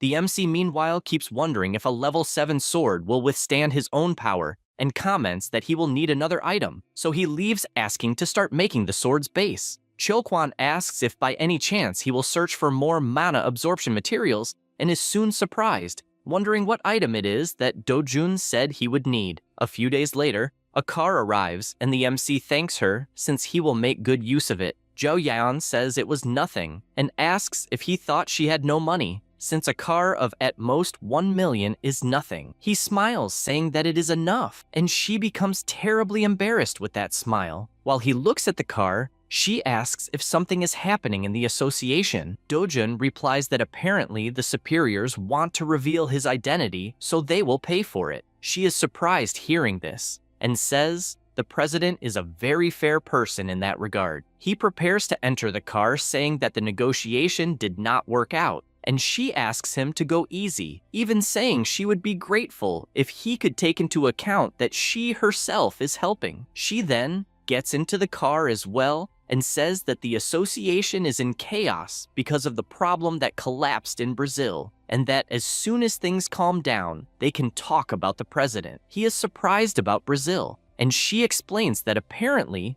they are going to completely isolate the rift zone. With both close to each other, he asks if by any chance she will also go. Zhao Yan starts sweating cold with so much embarrassment from being so close, and replies that she will. Dojun, all gallant, says that then the two of them will go together. That only makes her even more embarrassed. At the same time, somewhere else, Hiju is furious and asks young Pyo what more he wants. He replies that it is not time to be stingy, and she retorts since she gave 30 billion in advance, and therefore wants to know when he will do something. He questions who else would help her, and she answers that there are several people around the world who would kill a hero without hesitation for money. Young Pyo laughs at this, since apparently the woman knows nothing, and says he will give her a bonus piece of information revealing that the MC is a rank S hero, the 8th in Korea. She is in shock since she does not believe that an idiot became a rank S,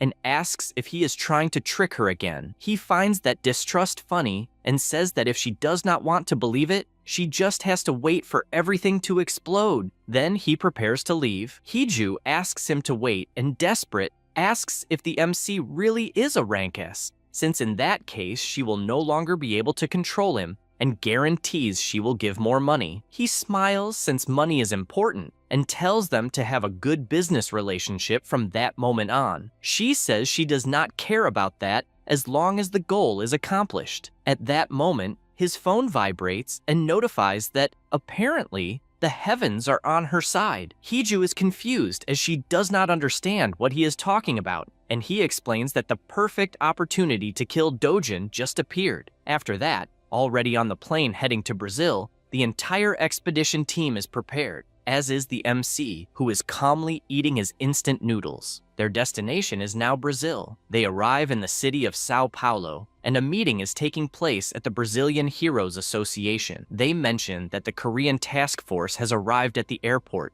which is very good since they were fast. One of them comments that some heroes did not waste time and went straight to Brazil without waiting, but admits that, despite this help, he is worried they might discover the secret information the country possesses. The superior says that not everything can be kept secret, and, therefore, they must just keep it under control until the mission ends. He sighs and imagines that the legendary Brazilian hero named Mirai was defeated and killed by an unidentified creature, and honestly, it could not even be called a monster, since what they saw on the black box was clearly a human silhouette. This makes him question what the hell happened in the Eastern Zone. Meanwhile, a lecture is being given to the Korean heroes, and Jo Yeon, worried about the MC's absence, messages asking where he is, since the meeting has already started. He replies that he is on the plane, and she does not understand, as he was supposed to have gotten off with them earlier. The MC explains that he had a connecting flight, as his destination is farther away, and she asks where he is going. He replies that he is going to Santarem, and Jo Yeon is shocked, unable to believe he went alone to the most dangerous rift zone. The meeting continues with the Brazilians explaining about the rifts, and afterward, at the hotel, Jo Yeon rushes to a taxi, but before closing the door, someone holds it. It is Young Pyo, asking where she is going, since locations have not yet been assigned. She just says she needs to go to a certain place, and once again, he asks where. She replies that she is going to Santarem and continues her journey immediately. He reflects on this place. As far as he knows, it is the location the Brazilian Association strictly forbade them from going. After some time in the Santarem Rift Zone, the MC is accompanied by several people, and Jo Yeon asks straight away why he is in such a hurry. He explains that they had to wait for her as she arrived late, which is why he is in such a rush. She does not accept this, as if he had told her in advance. No one would have had to wait, and she again asks why they are there. The MC simply replies saying Blue Croco, but she questions what the hell that is, as she does not understand anything. He asks if she needs more reasons, but she asks out of courtesy, since she is 3 years older than him. Meanwhile, the guild watches the two of them, as even though they are always arguing, the tension is noticeable. They continue their journey, and a guild member asks if they can just enter a dangerous rift zone like that, and another replies that it is fine since Jo Yeon is present and points out that the MC is also just a rookie. The guild member laughs and affirms that Dojun may be a rookie, but he is definitely the best of all rookies. The two are confused by this and ask if he is really that good. Meanwhile, the MC continues talking with Jo Yeon, and she asks him to wait a moment, wanting to know if he entered the rift to clear it all by himself. He responds that he is only there to collect some materials, so it does not make sense to clear everything. She is surprised, as she did not expect that. Suddenly, a giant monster hand appears and hits one of the team members directly, throwing him far away. The Lancer yells for everyone to get into formation and, after looking ahead, worries, as the monsters appear far more terrifying than in the photos. Everyone is concerned, as it seems the situation has become much more dangerous, until the MC draws his sword and tells everyone to stay away. Furthermore, he remembers the blacksmith saying that it would not be easy to take the heart of the blue croco with just his hands, and that is why he lent his beloved to obtain those materials. He prepares himself and, in the blink of an eye, disappears, cutting both monsters at the same time. In 1 second, the blue croco was normal, and in the next second, several cuts appeared on its body, slicing both at the same time. The Lancer imagines he expected nothing less, unlike the other two recruits who are simply terrified by what they just witnessed, concluding that Dojun is too powerful. At nightfall, they decide to camp, and people start gossiping, unable to believe that Dojun killed a blue croco alone with a single strike. Jork whispers that MC also killed the Cocastrian and reveals that this is a secret. The hero is startled, aware that the Cocastrian is a monstrous bird, and concludes that Dojun is not a normal hero. He is grilling meat when Jo-yeon approaches, asking if he has finished collecting the hearts of the blue crocos. He points backward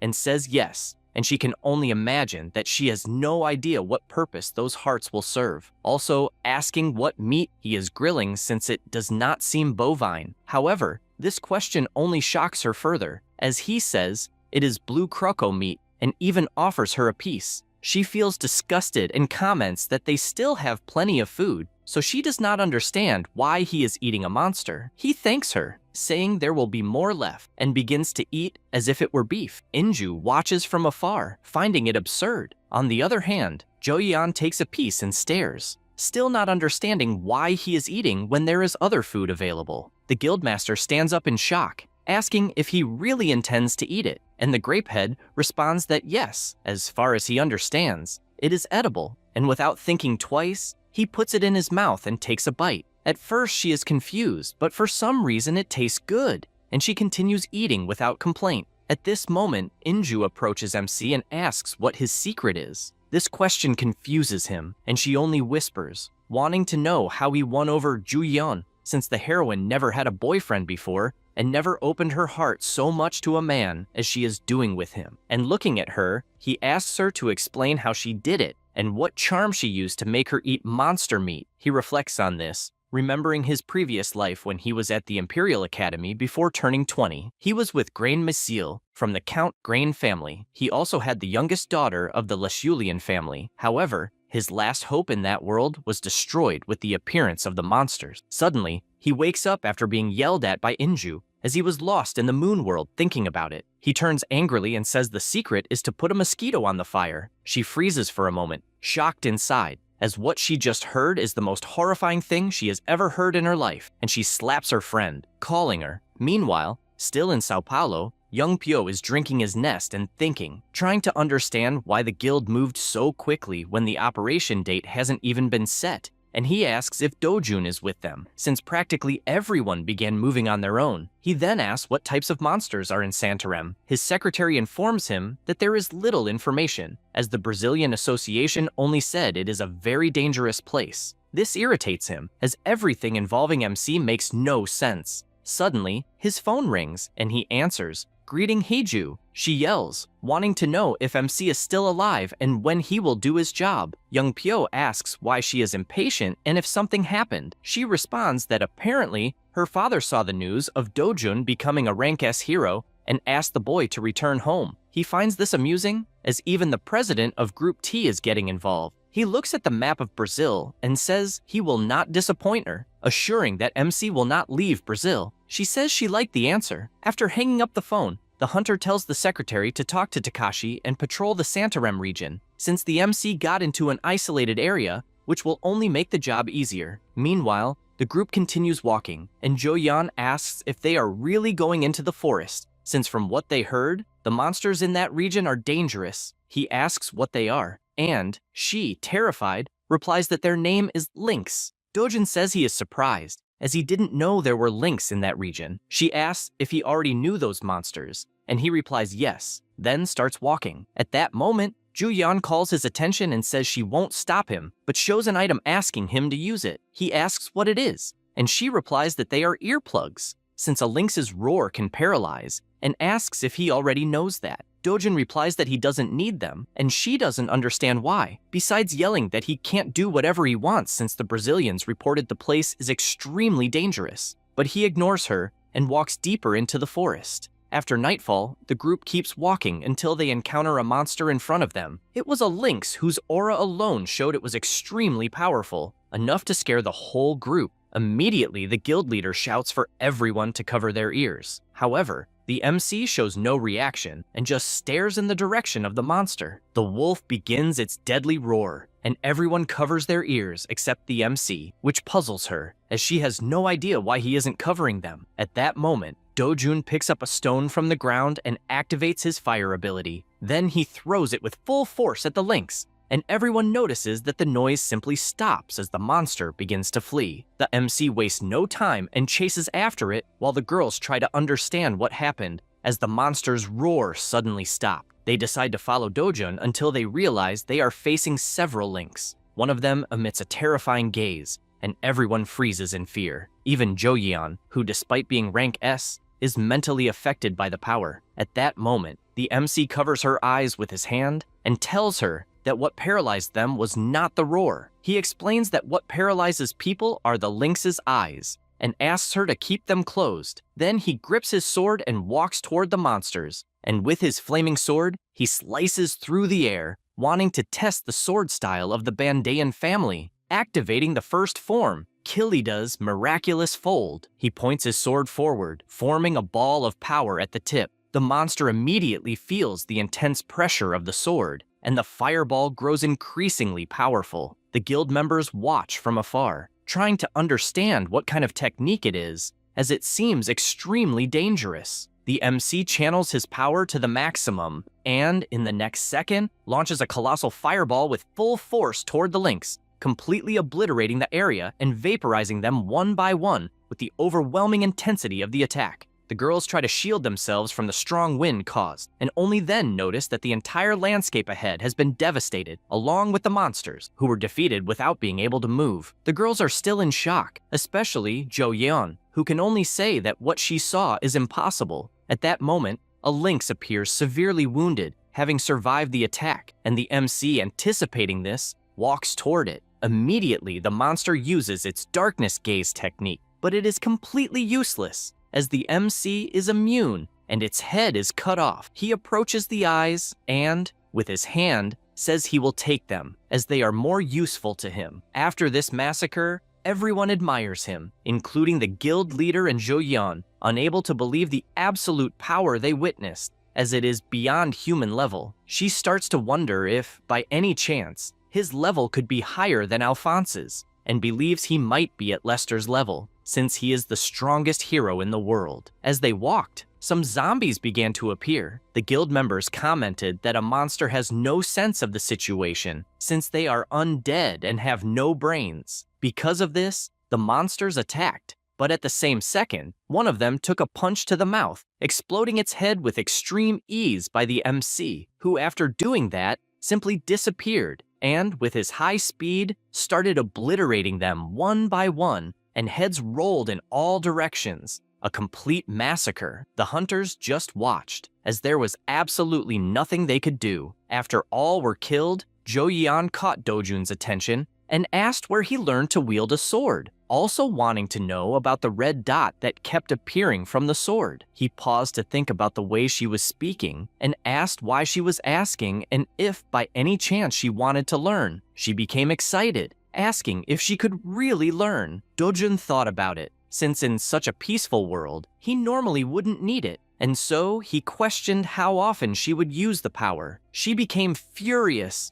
as he treated her indifferently, even though she was rank S, and stated that she wanted to use the power at least once before dying, questioning if he simply didn't want to teach her. He remained silent, staring at her face, until Zhao Yan pouted, realizing she wouldn't get anywhere. Meanwhile, Inju watched from afar and told everyone to hurry to leave the fissure. They began walking toward the portal, and the guild leader could only imagine that thanks to Dojun, everyone would manage to exit unharmed. After everyone left the fissure, someone shouted that they were going to kill a certain person, and several hunters had gathered. She started to approach, recognizing the voice, and came face to face with the MC hugging Juyeon while she was dying of embarrassment. The person who shouted was Takashi, an ex-Yakuza, and also a rank S hero. The man approached the MC and warned that he would finally have fun with Juyeon, blocking the way and telling him to get out before he eliminated him. The MC told her that, apparently, the companions didn't like her much. She was surprised and asked if, by any chance, he understood Japanese,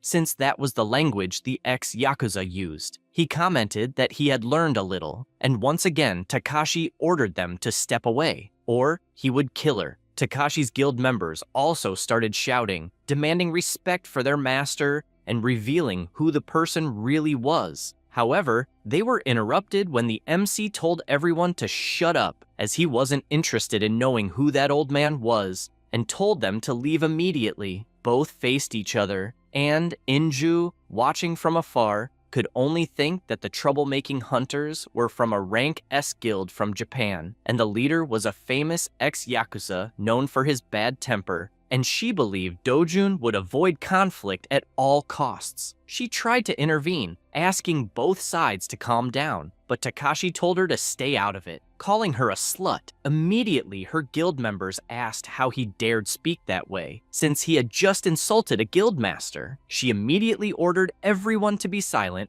and explained that she was the master of the Violet Guild from Korea, and she wanted to resolve the matter as peacefully as possible. He pointed out that he had never heard of her guild and asked if, by any chance, she needed a man, as he could also handle her. At that moment, he started pulling Juyeon without permission, and because of that, the MC stepped in to stop it. In doing so, he took a punch to the cheek, and Takashi, responsible for the punch, warned that he also had business to handle with Dojun and promised he would kill him later. The MC thought about some random guy having business with him and believed it was a planned provocation, and because of that, decided to accept the provocation. In the next second, MC lands a punch on Takashi's mouth, sending him flying toward the guild, leaving everyone shocked by it. MC tells everyone to step back, since the first punch was only self-defense, and assures that in a one-on-one fight, the smaller ones should stay out. Everyone becomes furious at this provocation until Takashi starts to get up, telling everyone to step back. He begins to overflow with energy and becomes increasingly powerful. Zhao Yan, watching this, starts to get worried, but deep down she hopes he beats Takashi severely. Everyone present is terrified by what they are witnessing, as MC is simply smashing the opponent's head into the ground while kicking him in all directions. Takashi cannot understand how Dojun can be so strong, and looking at him,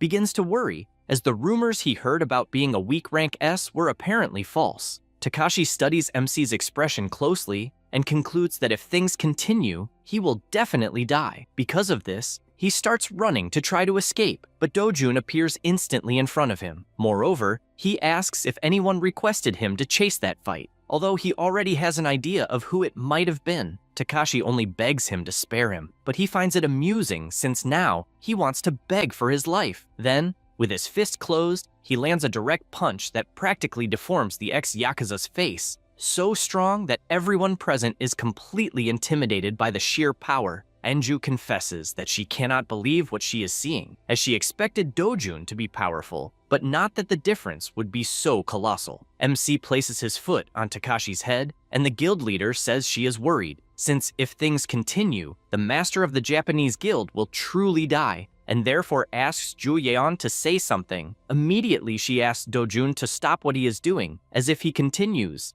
Takashi will truly die, but he just says not to worry, as he will take responsibility. She, however, ignores this and starts pulling him as if he were a child, since this kind of responsibility is not something simple to address, and therefore asks him to have more personal responsibility. He asks if she is sure, since as far as he knows, the stories must be eliminated. Inju asks him not to stoop so low, as he would be on the same level as trash. Zhao Yeon agrees, since the beating Takashi received should be more than enough as a lesson learned. The guildmaster takes advantage of the situation and yells for the Japanese members to behave, or they will face the same fate as their leader. Immediately, everyone bows, saying they understand perfectly. MC asks if it is some kind of joke that they only kneel, and with his intimidating expression, tells everyone to put their heads on the ground. They obey without thinking twice and continue begging all the time for forgiveness. MC looks at one of them and tells him to insult himself by calling himself a dry little turd. The long-haired one,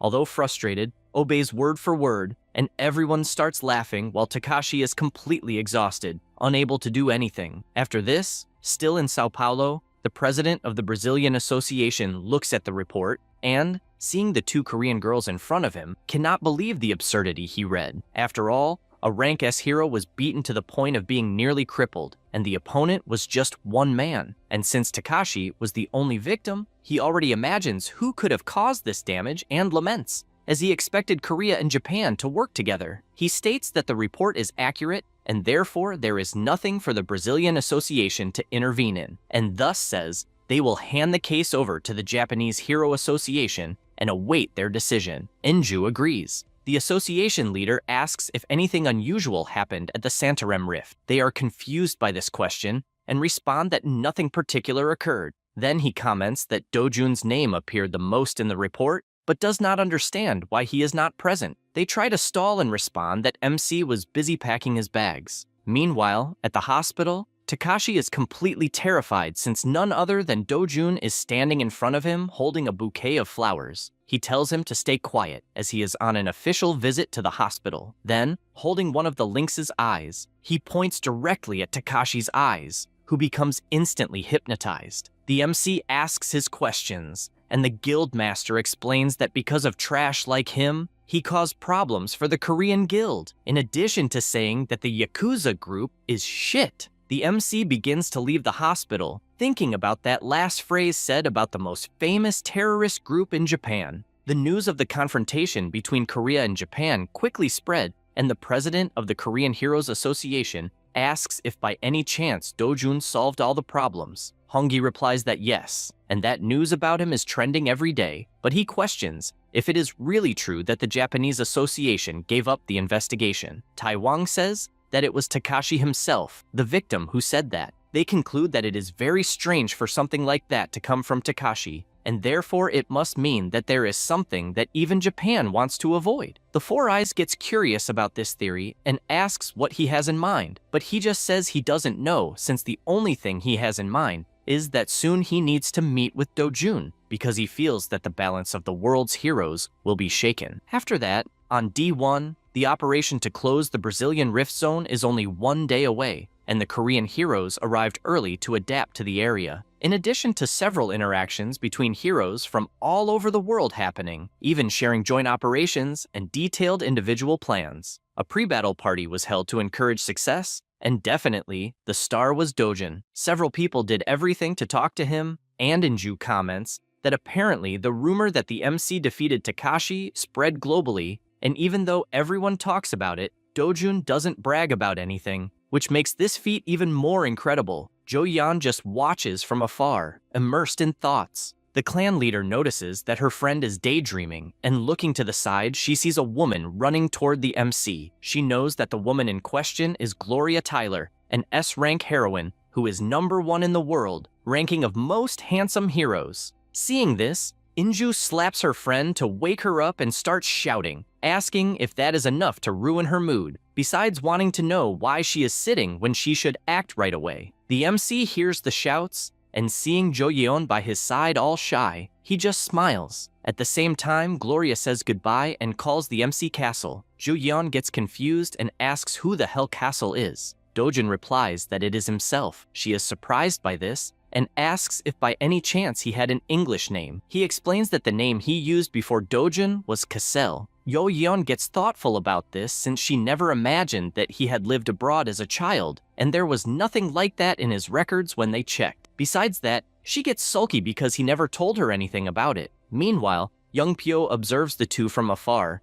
and all he can imagine is that Takashi is a bastard for not being able to defeat a simple kid. He starts drinking his alcohol, since he is determined to interfere on his own, but hears something at the same moment, because as he passes by the two, he hears Julian telling the MC to be careful, because even though she knows he is strong, he has to take into account that enemies are not always fair. She reveals that Takashi has some close allies as well as other complications. The MC says that he is already aware since he knows that these close people are just like Takashi, cowards, weak, but pretending to be tough, and smiling he says that this will not be a problem. Then he turns in Young Pyo's direction and says that it will not be a problem at all. Immediately the S rank feels that look and also turns with blood in his eyes. Even more when seeing the MC smiling, he furiously clenches his fist and guarantees that he will kill him with his own hands. Later that night, the guild leader confesses that it is the first time she sees something like this since they are in front of the Santarem Rift Zone and the entrance is extremely dark. On the other hand,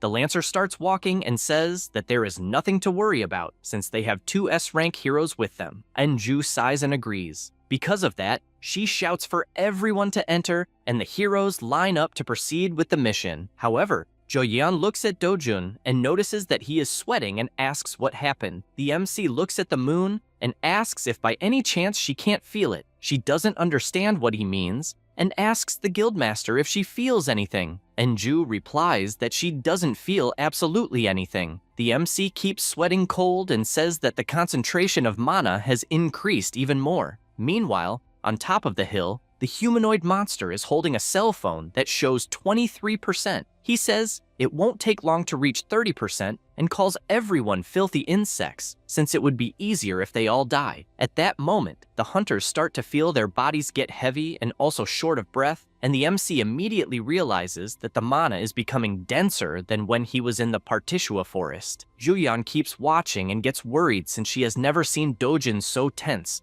concluding that something extremely dangerous is nearby. Inju asks the group to calm down, since it seems to be something from the Rift Zone, and because the group is heavier, they cannot let their guard down. In addition, she informs the rank S that they will move in a defensive formation and asks whether Dojun can do the same. He replies that it is fine, just like she said, since until the cause of the mana density is discovered, this is the best course of action. The guild leader makes it clear that no matter what happens, they must remember that the objective is to close the rift, and everyone shouts that they are ready. With that, the mission begins. While the MC was entering the Santarem Rift, France, Korea, and Brazil were assigned to the north of Brazil, which is where the largest rift in the city is located. In this place, several assassin bees are running rampant, and the Awakened cannot believe that the monsters are so strong, since it should be possible to hunt them even as a rank C hero. At this moment, an ally is thrown in his direction, and he cannot believe it, since rank A heroes are being brutally pressured. Then a monster targets him, but the hero counterattacks. However, he realizes that his body feels heavy, since a single attack should have completely destroyed the bee, and because of that, he has no idea how many people will come out of that place alive. Back in Santarem, the leader dodges an attack and notices that several orcs are approaching. Jorge comments that he finds it strange, since they do not seem to be ordinary orcs, as they are not supposed to be that strong. They launch an attack and land a blow to the monster's head, which shows no reaction at all. In addition, the orc raises his axe and nearly lands his attack, being saved at the last moment by Joyeon, who tells everyone to be careful. She advances once again, and heading toward the orc, dodges all of them in order to land a kick from behind. Next, she jumps and lands another kick from above. A second orc appears to attack her off guard, but she dodges, and the attack hits the first orc instead. The rank S takes advantage of the chaos, and once again appears attacking, landing another powerful kick that sends the monster flying far away. The Awakened are surprised, since for a moment, they had forgotten just how powerful the rank S is. One of the monsters lets out a powerful roar, and the MC lands a punch that sends it flying away. The captain becomes concerned, since they are facing something this difficult right at the entrance of the rift, and even with two powerful people, closing it will not be easy. Juyeon approaches the MC and asks what he is looking at on the monsters. He replies that the black aura he is seeing on the creature is a problem. She does not understand what he is talking about, and he warns that if she does not focus, she will not be able to see it, and in a few words explains that the black mana is the reason the monsters have become so strong. Everyone becomes worried by this information, since there is clearly an even more powerful enemy. The night goes on, and more monsters keep appearing at every moment, forcing the awakened to fight with all their strength. Meanwhile, the current monster, which looks more like a swamp ghoul, keeps growing larger and larger, and they despair, since the monsters are far stronger than normal. Then, without being able to react, they receive an attack from the monster that sends them flying away. One of them panics, since the blow was strong enough to tear even the combat vest, and this is far too dangerous, and they do not understand what the hell is happening. At that moment, a giant ghoul appears behind him, but the captain appears and blows up the monster. More monsters appear, but she puts an end to all of them. She stops to reflect that if the swamp ghouls are already this powerful, then Velkera will be even more dangerous.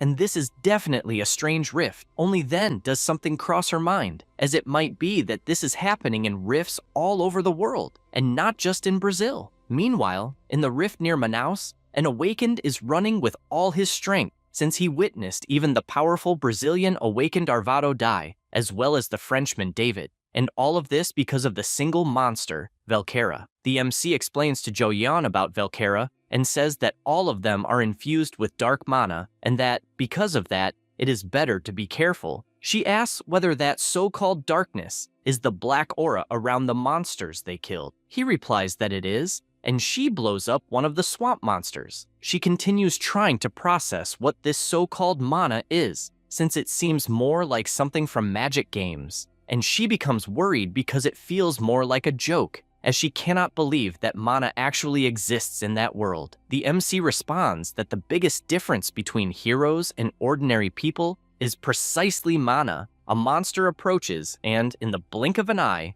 he blows up everything in front of him, while imagining that a world without the concept of mana would be a peaceful world, but he believes that such peace would not last very long. Saying this, he goes on to annihilate all the surrounding monsters. Jo-yeon approaches him to see if she understood correctly, since from what she noticed among the types of mana, that darkness is one that makes monsters stronger. He says yes, and that, by comparison, it is like an athlete who used some kind of drug to gain more energy. She says she understands, but has no idea how he knows this. Dojun replies that, in fact, it is strange that she does not know something like that. Next, the captain gives instructions that they will go straight through the monster swamp, and following the MC's warnings, basically the areas where Velkera appears are the most dangerous. Then, after advancing for some time, she orders everyone to stop and tells Dojun that apparently they have found it, since it looks very much like Velkera's food nest, just as he described. After all, there are several monsters wrapped in webs to serve as food.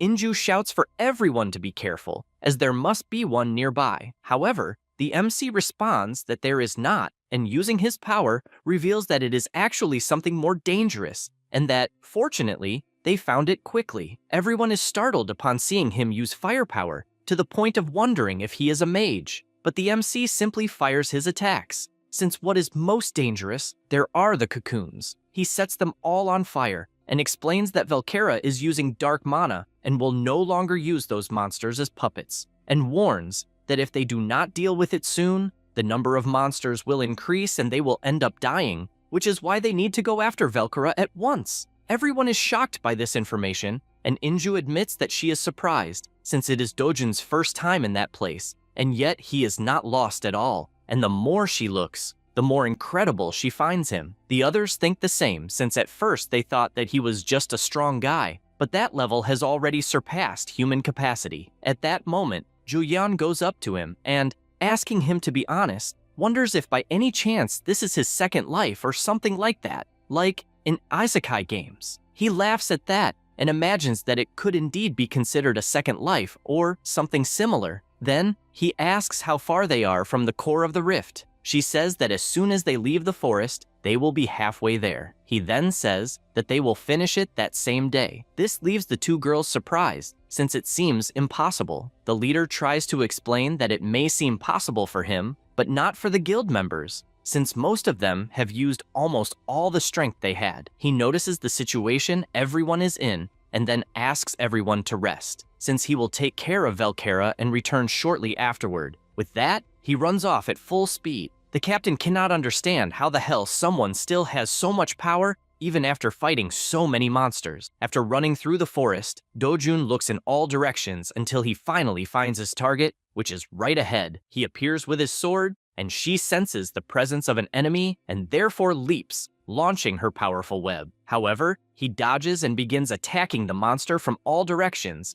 finishing the powerful boss with extreme ease. He takes a deep breath and imagines that perhaps it was thanks to the dark mana he absorbed while cultivating mana, since he does not feel tired at all. Then he returns to the group completely unharmed, and Juyeon simply cannot believe that he defeated such a powerful monster alone, and to make matters worse, does not even seem tired. He says that apparently there are no signs of monsters in the forest, and that, because of that, they can rest for a bit. Everyone does that, and the MC starts roasting monster meat. Jorge sees this, and a bit embarrassed, asks if he could try it as well. Dojun hands over the skewer, and the guy thanks him. Meiki, curious, asks why he wants to eat that meat out of nowhere, and he replies that he wants to test whether the MC became so strong by eating it. The guy finds it interesting, since he also wants to test it because he has nothing to lose, and they start eating like crazy. Seeing this, Dojun finds it amusing, since that meat does nothing other than satisfy hunger. However, he does not want to shatter the awakened one's faith that they will become stronger from it, and because of that, he releases his power as a small gift, buffing the players. They immediately feel the effect and celebrate, since after eating the meat, they felt full of energy. The MC likes seeing them happy, and the captain soon begins to explain that if they continue in that direction,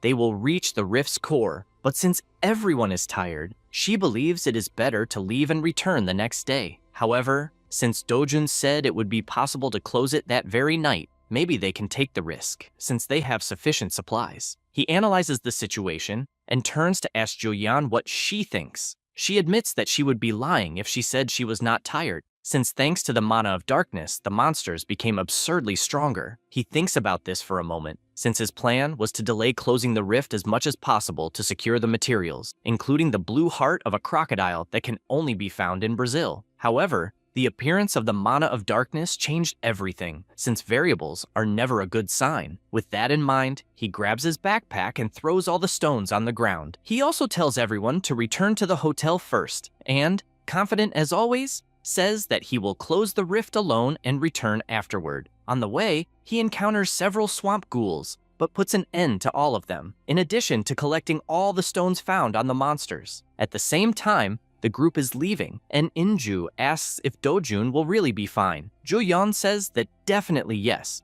since the guy had energy to spare along with a confident look. Then the captain comments that she looks a bit pale and asks if she might be worried about him. She finds it amusing and imagines that being a rank S hero like him does not seem fair, since she doubts with all her strength that there exists an awakened one like him anywhere in the world. This time, the MC encounters the orcs, but he also slaughters them. The monsters do not stop attacking, but he dodges and, holding his fireball, fires it in their direction and finishes them all with that single attack. After that, he also collects their stones. At the same time, the group has finally exited the rift and continues walking back to headquarters. On the inside, the massacre continues, with the MC being merciless. He takes the heart that was behind and places it inside a jar. Then, he goes to the other bodies and removes all the stones he finds and realizes that in the end, he obtained quite a lot of material. He puts everything into his backpack and leaves. Meanwhile, at the headquarters of the Brazilian Association of Heroes, everyone is restless until they notice that the rift that was in Santarém has simply disappeared. They do not quite understand what happened, but they celebrate since the rift was finally closed. They wonder where the team from there is, and from what they notice, there is only a Korean team. However, they find it strange, since the guild reported that it had returned from the rift 10 minutes ago. Because of that, they have no idea what is going on. 10 minutes earlier, inside the rift, the two-headed ogre finally appeared, and the MC comments that the monsters evolved rapidly because of the mana of darkness. The orc lifts its leg and tries to crush Dojun, who, upon dodging, realizes that the core is right behind the monster. He prepares his sword to end it once and for all, and, charging his fire energy into the weapon, advances with everything using the second form, the sword style of the Bandayan clan. He makes his move and drives a strike through the orc, which begins to scream in pain despite not having been finished off. Dojun, excited, asks if it was surprised, since this is only the beginning. He advances once again and continues attacking in all directions until he decides to take it seriously, and using his special move, unleashes dozens of strikes at the same time, cutting down even the nearby trees along with the entire terrain. The orc realizes the trouble he is in and tries to jump to evade the attacks, while also attempting to counterattack. But a sword strike catches his leg and makes both heads scream in pain. With that, Dojun executes more attacks, and all of them hit their mark this time, which is enough to leave the final boss in pieces. He sheathes his sword and heads toward the portal. As he approaches, he realizes there is no difference at all in the density of the mana of darkness within the core either, and if it is not leaking from inside, then he believes the cause must be external, as the work of a person. So, to sustain the rift with this level of mana of darkness, he believes it must be an underworld lord, or even an imperial lich. However, if such a being were truly in that place, half of humanity on Earth would have already been transformed into undead, and because of that, there is no way to be certain. And if it truly is an external problem, it cannot be resolved simply by closing that rift. He clenches his fist and strikes the core with a punch that causes it to crack and shatter completely. Dojun, after completing the mission, says that he needs to find out what is going on. Back at the Brazilian Heroes Association, the president reads the report and finds it unbelievable. After all, on one side, they sent allies from 3 nations, and only 1 rank S hero returned alive. On the other side, 1 team closed the rift and everyone returned alive. The staff member reports that there is urgent news coming in from all regions and that most teams failed to close their rifts. The president says he will organize all the information and issue a new report soon, but finds it strange since it was an unexpected result, even though there was a rank S hero at each rift, and the only team that succeeded was the one from Korea, led by Juyeon. The staff member says it is difficult to even call it a Korean team. The president does not understand what he means and wonders if he missed something, since as far as he knows, it was the Korean team that was sent to Santarem, until he realizes that in fact, the rift was closed well after the team had already returned. This makes him ask how the hell it was still closed and where the heroine Juyeon is. The staff member informs him that she is almost arriving at the association, and immediately the president stands up, since they need to find her right away. As soon as Juyeon and the rest of the team exited the rift, it took them about 1 hour to reach the association. Meanwhile, Dojun closed the rift alone and entered another one. He realizes that the core is underwater, and decides that it is another way to find it. After that, Joyeon meets with the president of the Brazilian Heroes Association, and says that as long as it is Dojun, anything is possible. He says that he cannot believe such an absurd claim, since that would mean the MC truly closed the rift alone. He falls silent for a moment and reveals a confidential matter, that in other regions, several rank S heroes have died. She says that if it were not for Dojun, she would have met the same fate. The president can no longer think clearly, as it is something hard to believe, in addition to the story of the monsters having been strengthened by this so-called mana of darkness, along with the surreal power capable of surpassing a rank S. Amid this confusion, he asks if she is saying that Dojun managed to surpass all possible levels. She simply nods in confirmation. The president then mentions that there are reports that several other rifts were closed in the south minutes ago. She says that they are probably rifts that were not affected by the mana of darkness, but even so, they must not lower their guard, since the level of danger is much higher than they had imagined. The president takes his phone in hand and asks if by any chance the color of the rift entrance was different. She replies that yes, since at the moment, that is the only way to confirm it. Then, immediately, he contacts everyone, ordering them to check the entrances of all the rifts in Brazil. With everything resolved, Juyeon gets up and, after walking for a while, calls the president of the Korean Association and comments about the mana of darkness and whether there has been any change in Korea. In addition, she says that she did not see any reports with changes and assures that she will continue to keep an eye on it. After hanging up, She imagines that even with several rank S heroes, it is very difficult to deal with many monsters strengthened by this mana. The president thinks the same, since if by any chance the boss of a rift is also strengthened in this way, they will have an even bigger problem, and the two conclude that they need to prepare as much as possible. Returning to the MC, he imagines that in rivers, lakes, and islands, there are many zones with that type of territory. The problem is that humans do not breathe underwater, but there are some heroes with special abilities for this specific territory. One example is the hero from New Zealand, Ivan Rupert, the aquatic rank S hero. This guy is very famous, especially because he managed to solve the problem of aquatic pollution throughout the world, and he achieved this thanks to the ability to breathe underwater. The MC begins to submerge and soon feels the mana of darkness at the bottom of the river. He then starts swimming, and upon seeing a darkness,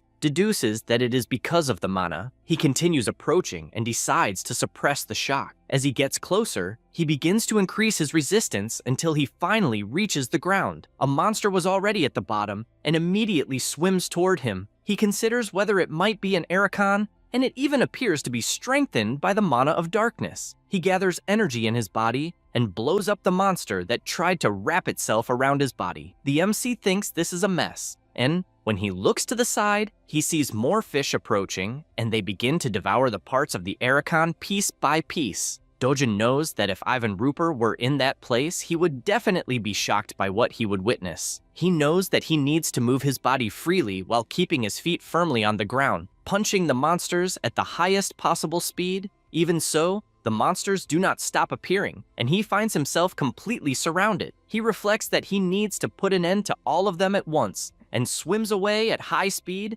until something catches his attention, since he has finally found his target. He feels happy, since it was a surprise to find the Acromos there, because in the world he lived in, those who became mere legends had something in common, which was hunting Acromos when they were still unknown. He knows that he cannot miss this golden chance. The monster begins to act strangely, and a dimensional portal appears in its mouth. The MC immediately takes action, because he knows that the Acromos has no natural enemy, and that no matter the opponent, they create a subspace that engulfs the enemy. This power becomes stronger and stronger, and the MC feels this pressure until he prepares himself and cuts the subspace that was there engulfing everything. The power keeps growing stronger, and Dojun keeps gathering more and more energy. He imagines that it would be easier to be beaten to death, but then he would not be able to obtain the subspace. He knows that he needs to endure by using mana to absorb everything, and releases an incredible power that immediately decimates the fish around him. However, he realizes that in that way, he will continue to be pressured,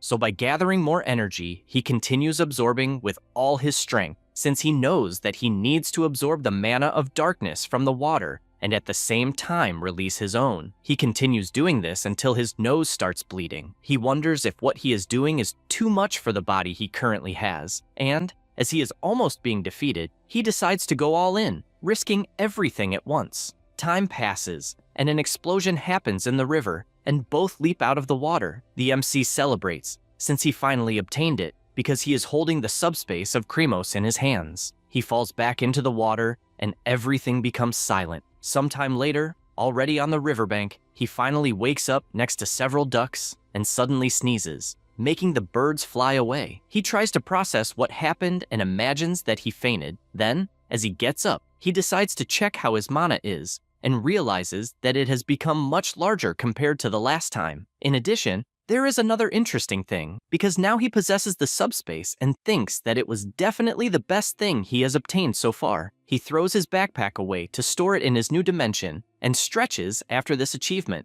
concluding that there is nothing else to do in that rift, so he will close it and return to the Brazilian Association. After some time at the Korean Heroes Association, Ingu says that although it is not the official announcement, they are saying that the deaths of the heroes are real. The association president laments it, since they lost talents they could not afford to lose. The Four Eyes says that this happened in only a few rift zones. Taiwan comments that he heard that Dojun managed to close some rifts, and even thinks the boy is more incredible than he expected. Ingu takes the opportunity to comment that since it has been a widely discussed topic since the incident with Ryoma Takashi, the impact will be great because of this. Since in the incident in the United Kingdom, Jo Yeon received a lot of attention, and he is honestly happy to know that the heroes of Korea are on everyone's lips at the moment. He then says that they did not find abnormal signs in the rifts in Brazil, and suspects that it was a unique event. The president orders them not to jump to conclusions too quickly, and not to stop checking for even a second. He then says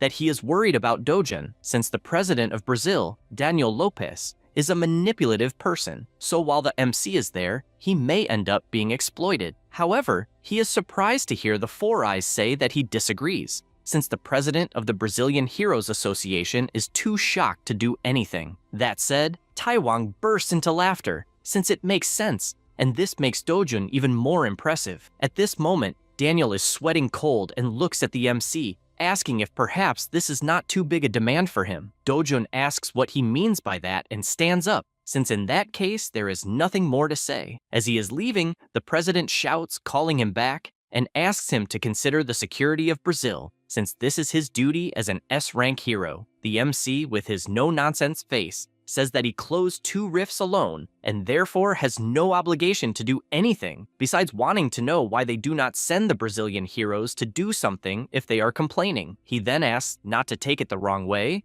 since the security of Brazil has nothing to do with him, and also questions whether, if these rifts opened in Korea, they would send the heroes of Brazil to help. The president's assistant says that the situation is very serious, since all zones within a radius of 500 kilometers of Santarém are inaccessible. Daniel reinforces that there is nothing they can do and, with his head down, says that if something happens again, it will be the end of them. All 3 observe this performance in order to persuade him. Then, Jo Yeon intervenes, commenting that if that is the case, the answer is simple and, with a beautiful smile, says that they just need to make a request to Dojun, since compared to the security of Brazil, it is nothing at all. The 2 see little room to escape and, looking at the MC, ask him please to come back, since they will pay $50 million for each zone closed. Dojun finds this interesting, since they could have said that before, and orders them to first send $100 million for the 2 rifts he closed alone that day. Jo Yeon worries that if the public finds out about this, they could criticize him for greed, but she highly doubts that the Brazilian Association would leak something like that. But when she looks to the side, she sees the indifferent face of the MC, and that makes her happy, since she knows that, in any case, he does not care what others think of him. Dojun, after thinking it through, imagines the one responsible for his reincarnation, and that the money he will obtain will be enough to get the safest house in the world, and asks if he is satisfied, since he kept his promise. The Brazilian government was reluctant about the MC's request, but with no other alternative, they could only complain about it. At the same time, a confidentiality contract was signed so that public opinion would not worsen. Some heroes are badly injured, while others unfortunately lost their lives on this mission. The family members do not hide their pain, and the MC remains firm, offering his condolences. After that, at the hotel, Inju asks whether they will go to the next zone together, but the MC does not answer, and she does not know what he is thinking so deeply about. He comments that he was wondering what would be more profitable, since while he closes one zone, the guild would move to the next entrance. She reflects on this, and asks if they would then close the zone together. He realizes that she understands things quickly, and she comments that, from what she understood,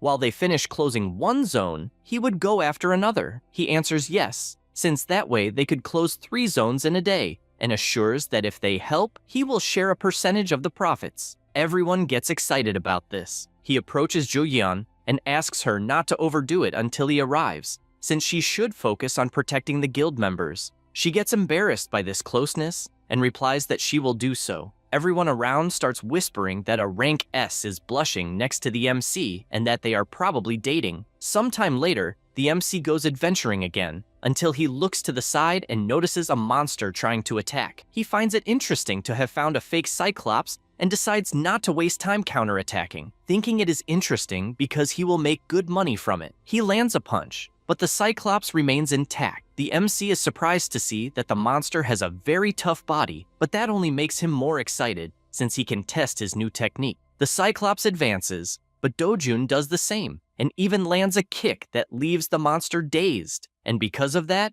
it screams, entering a state of fury, and the MC takes advantage of the opportunity and uses his subspace, which swallows the monster's attack and makes it appear above its head, hitting its own head with the attack. Dojun realizes that this ability is not very good to use in combat since it consumes a lot of mana. After some time, the Southern Rift Zone was closed. The president of the Brazilian Association is monitoring everything from headquarters and reflects that it took 8 hours to close the rift and that it would definitely be a problem for them. Because of this, he orders the transfer to be made, and another $50 million are transferred to Dojun. The assistant comments that if this continues, they will lose billions of dollars in just a few days. Daniel replies that they cannot let the MC take everything. The boy does not quite understand what he means, and asks if, by any chance, it is to delay the payment. The president calls him an idiot, since if they do that, Dojun will simply stop closing the portals and orders that all rank A and rank S heroes be summoned, since they will form a special team in opposition to him.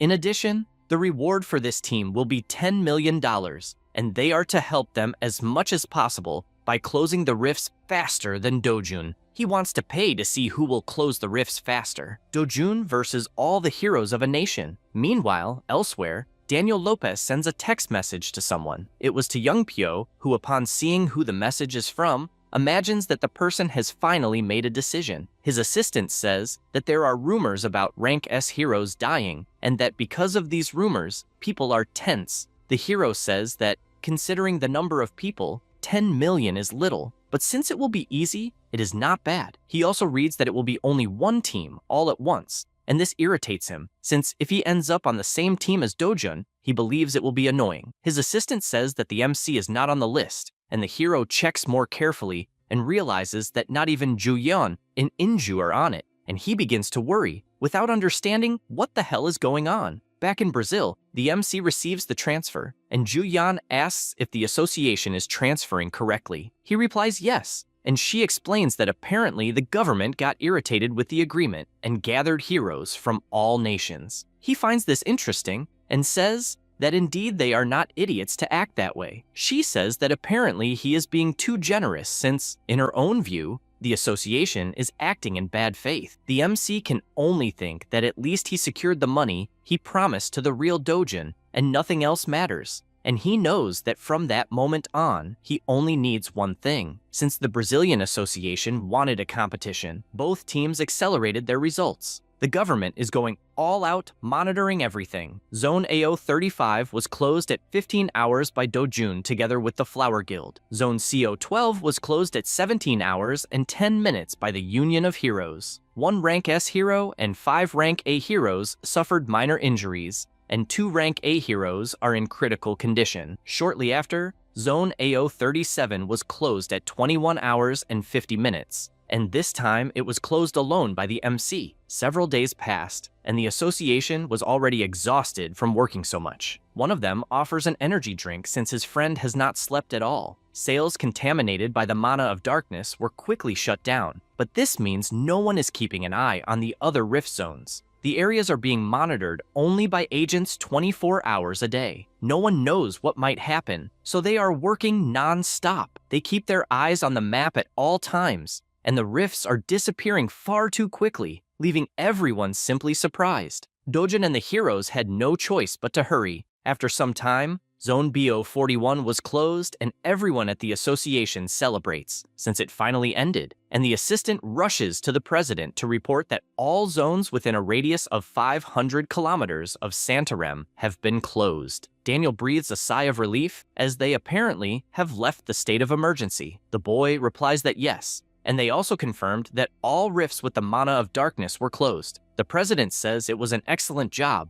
but before the assistant leaves, he mentions that there are still a few remaining rifts. However, one day would be enough to close them, and he wants to hold a party in honor of the heroes and the agents who worked hard. That night, the buffet is prepared and all the heroes are gathered with plenty of music. The MC's group arrives at the party and calls the president since they need to greet him. Daniel asks why, and Inju explains that they are planning to return to their country. He looks directly at the MC and says that there are still some remaining rifts and asks whether they should not finish the operation first. She explains that her team was assigned only to Santarem, and that is why they are leaving. The president says it does not have to be that way, and at least asks that they let Dojun stay. She does not like this at all, since it is clear that his interest is in Dojun and not in her guild, and so she turns and asks what he wants to do. Daniel wastes no time and calls him to discuss the matter in private, and the two leave so they can talk. Unju teases her friend, saying that she does not want to say goodbye to him, and Jo Yeon, embarrassed, replies that it is nothing like that. Daniel continues talking with Dojun until the MC moves away, and they soon deduce that apparently he will indeed be leaving to return to Korea until they see him going to talk to Gloria. Inju tells her to go over there quickly since she needs to see what kind of conversation the two are having. Jao Yeon says it is normal for him to talk to other people at the party, but the captain calls her an idiot since he is talking to a beautiful woman and says that if she does not want to lose him, she should go right away. She starts thinking about it, and after looking closely at the MC, imagines what kind of opportunity she might have by going to talk to him. She also imagines things like living together and so on. At that moment, Gloria steps away, saying that she will wait for his answer since he can call whenever he wants, and Jo Yeon realizes that the girl is definitely beautiful, even though Dojun did not show any reaction. She does not know if she is jealous or what the hell she is thinking. The MC goes back to Gloria and says that he would like to ask a favor, since he would like to participate in the golden market and therefore wants to receive an invitation. Jo Yeon hears this and knows that this market is a global event that happens every year in Las Vegas and does not understand what he would do in a place like that. Gloria laughs and says she agrees, but with one condition, that he must go to her house 1 week before the golden market opens. Jo Yeon simply cannot believe what she just heard and already imagines the woman trying to seduce him. She keeps wondering whether the MC will accept. Everyone falls silent for a moment, and Gloria notices the presence of the rank S and therefore says that he can respond whenever he wants. But since she has high expectations for him, she decided to send the invitation right at that moment. He looks at the invitation and knows that the VIP card is better than a common invitation. At that moment, someone approaches saying that the view is pleasant. It is Young Pyo, saying that it is a beautiful sight to see the most beautiful women from Korea and the United States together. In addition, he tells Dojun that he is also well-dressed and still accompanied by 2 beautiful women, as if he had the world in his hands. The two stare at each other for a moment, and Jo Yeon becomes worried, since the guy must be planning something. Young Pyo laughs, drawing the attention of everyone present, and asks them not to worry, since he is not trying to do anything because he only wanted to introduce a friend to them, and asks if everyone already knows this person. This draws everyone's attention, since it is the Yakuza member, Takashi. Jo Yeon cannot believe that the guy has already been discharged, and not even the president believes it, since he did not invite him precisely to avoid him meeting the MC, who beat him up. Dojun looks directly at Takashi and comments that, apparently, the body is healed. He replies that yes, and that thanks to this, he gained valuable experience. Dojun replies that he is happy if it was good. The president approaches, saying that he is glad to see him better, and explains that he did not invite him because he thought he would be overwhelmed. Then he mentions that he has a very comfortable sofa and takes him outside the party. Young Pyo realizes that the president is not foolish, since he would not ruin an event that he prepared with such caution. Even so, he runs to stand in front of the two and comments that, in fact, he should rest, since the injuries that Dojun caused must still hurt. Takashi freezes upon hearing this, and the rank S resumes provoking him, asking why he did not receive an apology from the MC, since no matter what happened, an apology is always good. This makes the guy increasingly furious, and everyone around begins to worry about the trouble this could cause. However, the MC draws Takashi's attention and, mocking him, comments that the Yakuzas are a bunch of scum. Young Pyo cannot believe what he heard, nor can Gloria and Jo Yeon. Takashi then turns around furiously and asks what he said. Takashi answers that obviously, the members of the gang are a bunch of scum. Young Pyo cannot believe what he is hearing. Dojin then says that, in fact, they are nothing but useless trash to society, and Takashi confirms it. Jao Yeon becomes worried, since she feels as if she has seen this before. On the other hand, Young Pyo calls the guy's attention, wanting to know what he is doing by criticizing his own group. However, Takashi turns around with a look of fury that scares even Young Pyo. In addition, he shows his phone and plays the recording he has. The recording was of Young Pyo, in which he ordered that someone needed to die in the Brazilian Rift, and that this person who should die was Dojun. Everyone is shocked upon hearing this recording. Continuing further, Young Pyo ordered that they finish off the MC once and for all, and even concluded that, in the end, they could enjoy themselves with some girls, starting with Gloria and then perhaps Zhao Yeon, since she seemed to be a virgin. Young Pyo cannot believe it,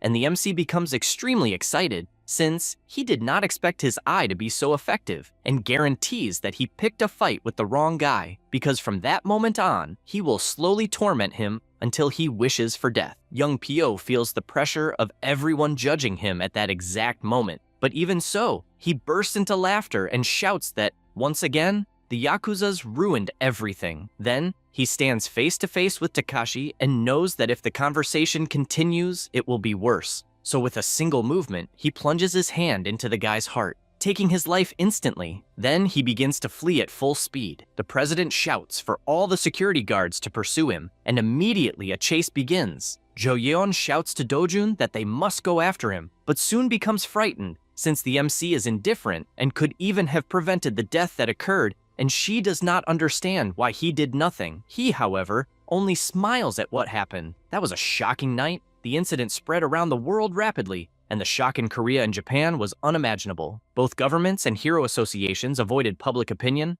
and the media constantly reported the actions of Young Pyo and Takashi. Hiju becomes extremely furious when seeing this news, since her plans are never working out. She smashes the television and everything around her. The director only remains silent, listening from outside, until she lets out a scream calling him. When he enters, he sees the destruction in the room, and she asks what happened to Young Pyo. He replies that Interpol and the World Hero Alliance are after him, and that there is no news on whether he has been caught or not. Hiju becomes even more irritated, in addition to wishing that the damn rank S would just die already. She also asks whether the loose ends have been taken care of. He replies that they have, since all appropriate measures were taken. All accounts, all contacts they had, and even the camera footage were removed. He also asks whether there is anything bothering her. She throws the phone into his hand, and the director does not understand what it means. Haeju explains that it is her personal phone and that only her family knows that number, but, worried, asks him to read the last message. He decides to read it, and the unknown number is demanding cooperation, stating that if she refuses, the evidence will be leaked, and also guaranteeing that it will find her again. He asks whether it might be from Young Pyo, and does not know what he wants with this cooperation. She screams that it does not matter, and that just being connected to him is already a huge problem, and, throwing a jar at the man, orders him to leave the room, saying they are useless. The director leaves the room, knowing that he could be screwed and that he even needs to find a way to survive. But when he opens the door, he runs straight into a wall. This is Gyeong Chul, executive of Group T and Heeju's father. The director is startled by that expression and runs away apologizing. The woman is startled when she sees him and, in the same instant, receives a punch to the mouth that leaves her confused on the floor. Her father asks whether she thinks he looks like some useless old man, and delivers another punch to her mouth. Then he calls her an idiot for thinking he would not find out that she paid Young Pyo to kill Dojun. He is actually excited to learn that his own blood is a rank S hero, and because of that, he very much wants to bring Dojun back home. His daughter is shocked by this, but he states that he does not like how Group P became arrogant because of Seungho, yet the heavens are still supporting them, and therefore he needs to know how to deal with the mess she made. She, with little she can do, simply remains silent to avoid getting beaten more. While things around Young Pyo become increasingly chaotic, the MC's group is returning to Korea. He thinks it was a good expedition, since he obtained a lot of money and raw materials. At this moment, Jo Yeon approaches and says she is curious about something, and asks whether he deliberately let the guy escape. The MC replies that he did, since that way they will move on to the next stage. After some time in Seoul, South Korea, Aun Young is happily eating a snack, and the MC asks whether it is good. He feels happy seeing her like that, but soon his expression changes, since after returning to reunite with his family, he was shocked to find that his grandmother's health had worsened. He does not understand why they did not go to the hospital or even contact him. His sister, embarrassed, asks him not to be like that, saying it was because of the money he earns risking his life and that she did not want to waste it. He whispers in his grandmother's ear and tells her that going to the hospital when one is sick is not a waste. In addition, he earned a fortune in Brazil, so there is no need to worry. His grandmother, in tears, is happy to hear that. With this outcome,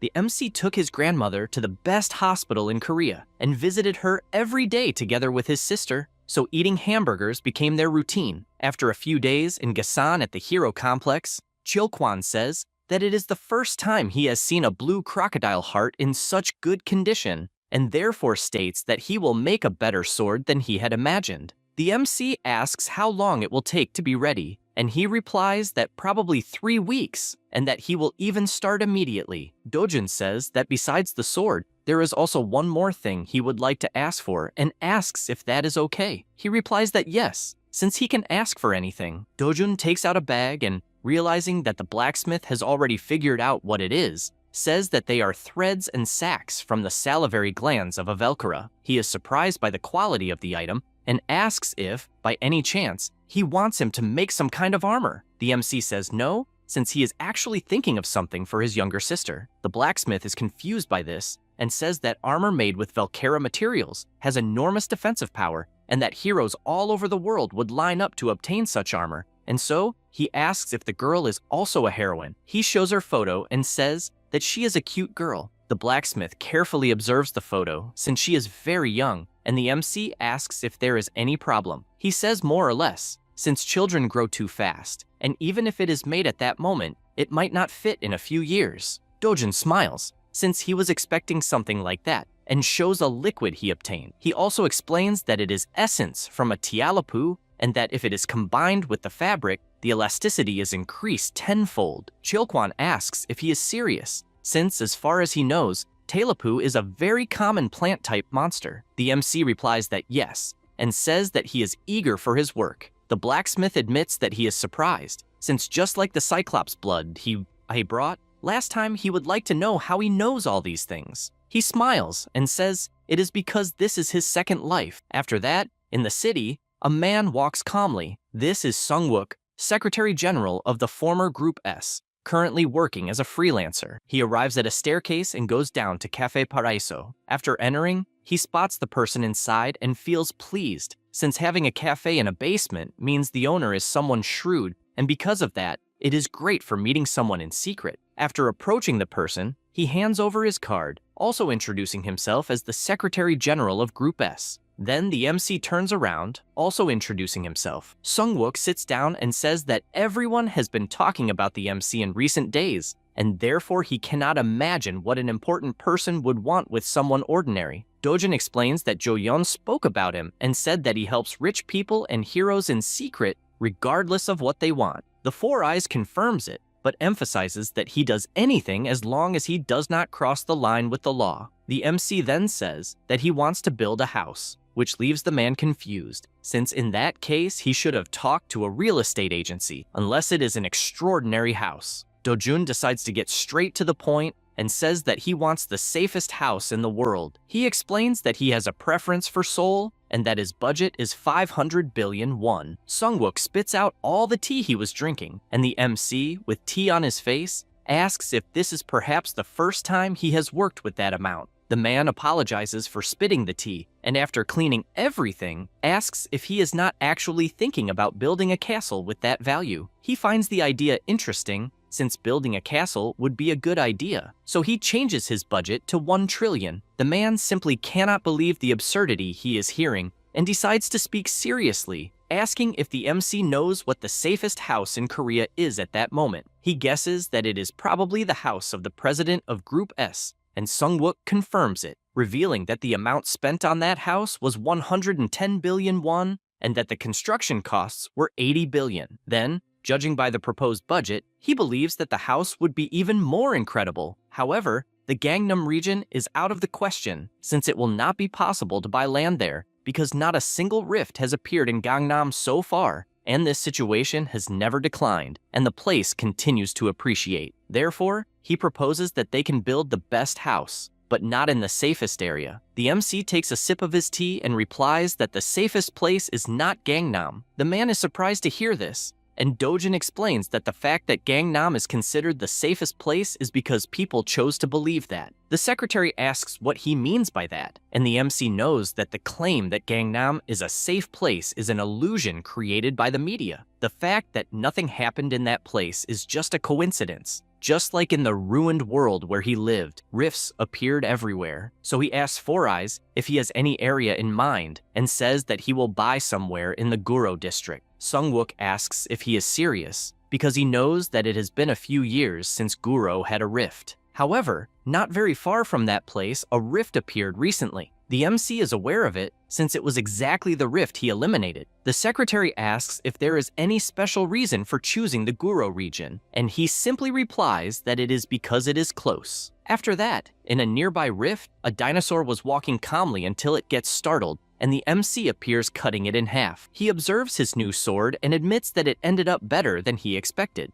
Moments earlier, the blacksmith finished the job and confidently said that it is definitely his greatest masterpiece in life. In addition, he said that he does not need money, since he only used the masterpieces he received and therefore does not want payment. However, the MC transferred it anyway, and he says that he took the satisfaction since it cannot be converted into money until he gets startled upon realizing that he received nothing less than 1 billion for a single service. Dojun carries out a massacre with his new sword and knows that it is a sword easily worth hundreds of billions, since thanks to it, his hunts became much easier. After his meeting with Sungwook to decide where he would build his house, he spent the following weeks hunting rifts. To buy a 3-kilometer plot of land in Guro, he would need at least 500 billion, and perhaps that still would not be enough because of the landowners. While Sungwook suggested reducing the land, the MC replied that he would make more and more money. At night, he returns with his sister, who says she is happy because her grandmother will be discharged in a few days. However, she laments that her brother is always busy, and he says that he indeed is a little. Eun-young asks him not to visit every day, since he has a little sister to do that. He gets emotional hearing those words,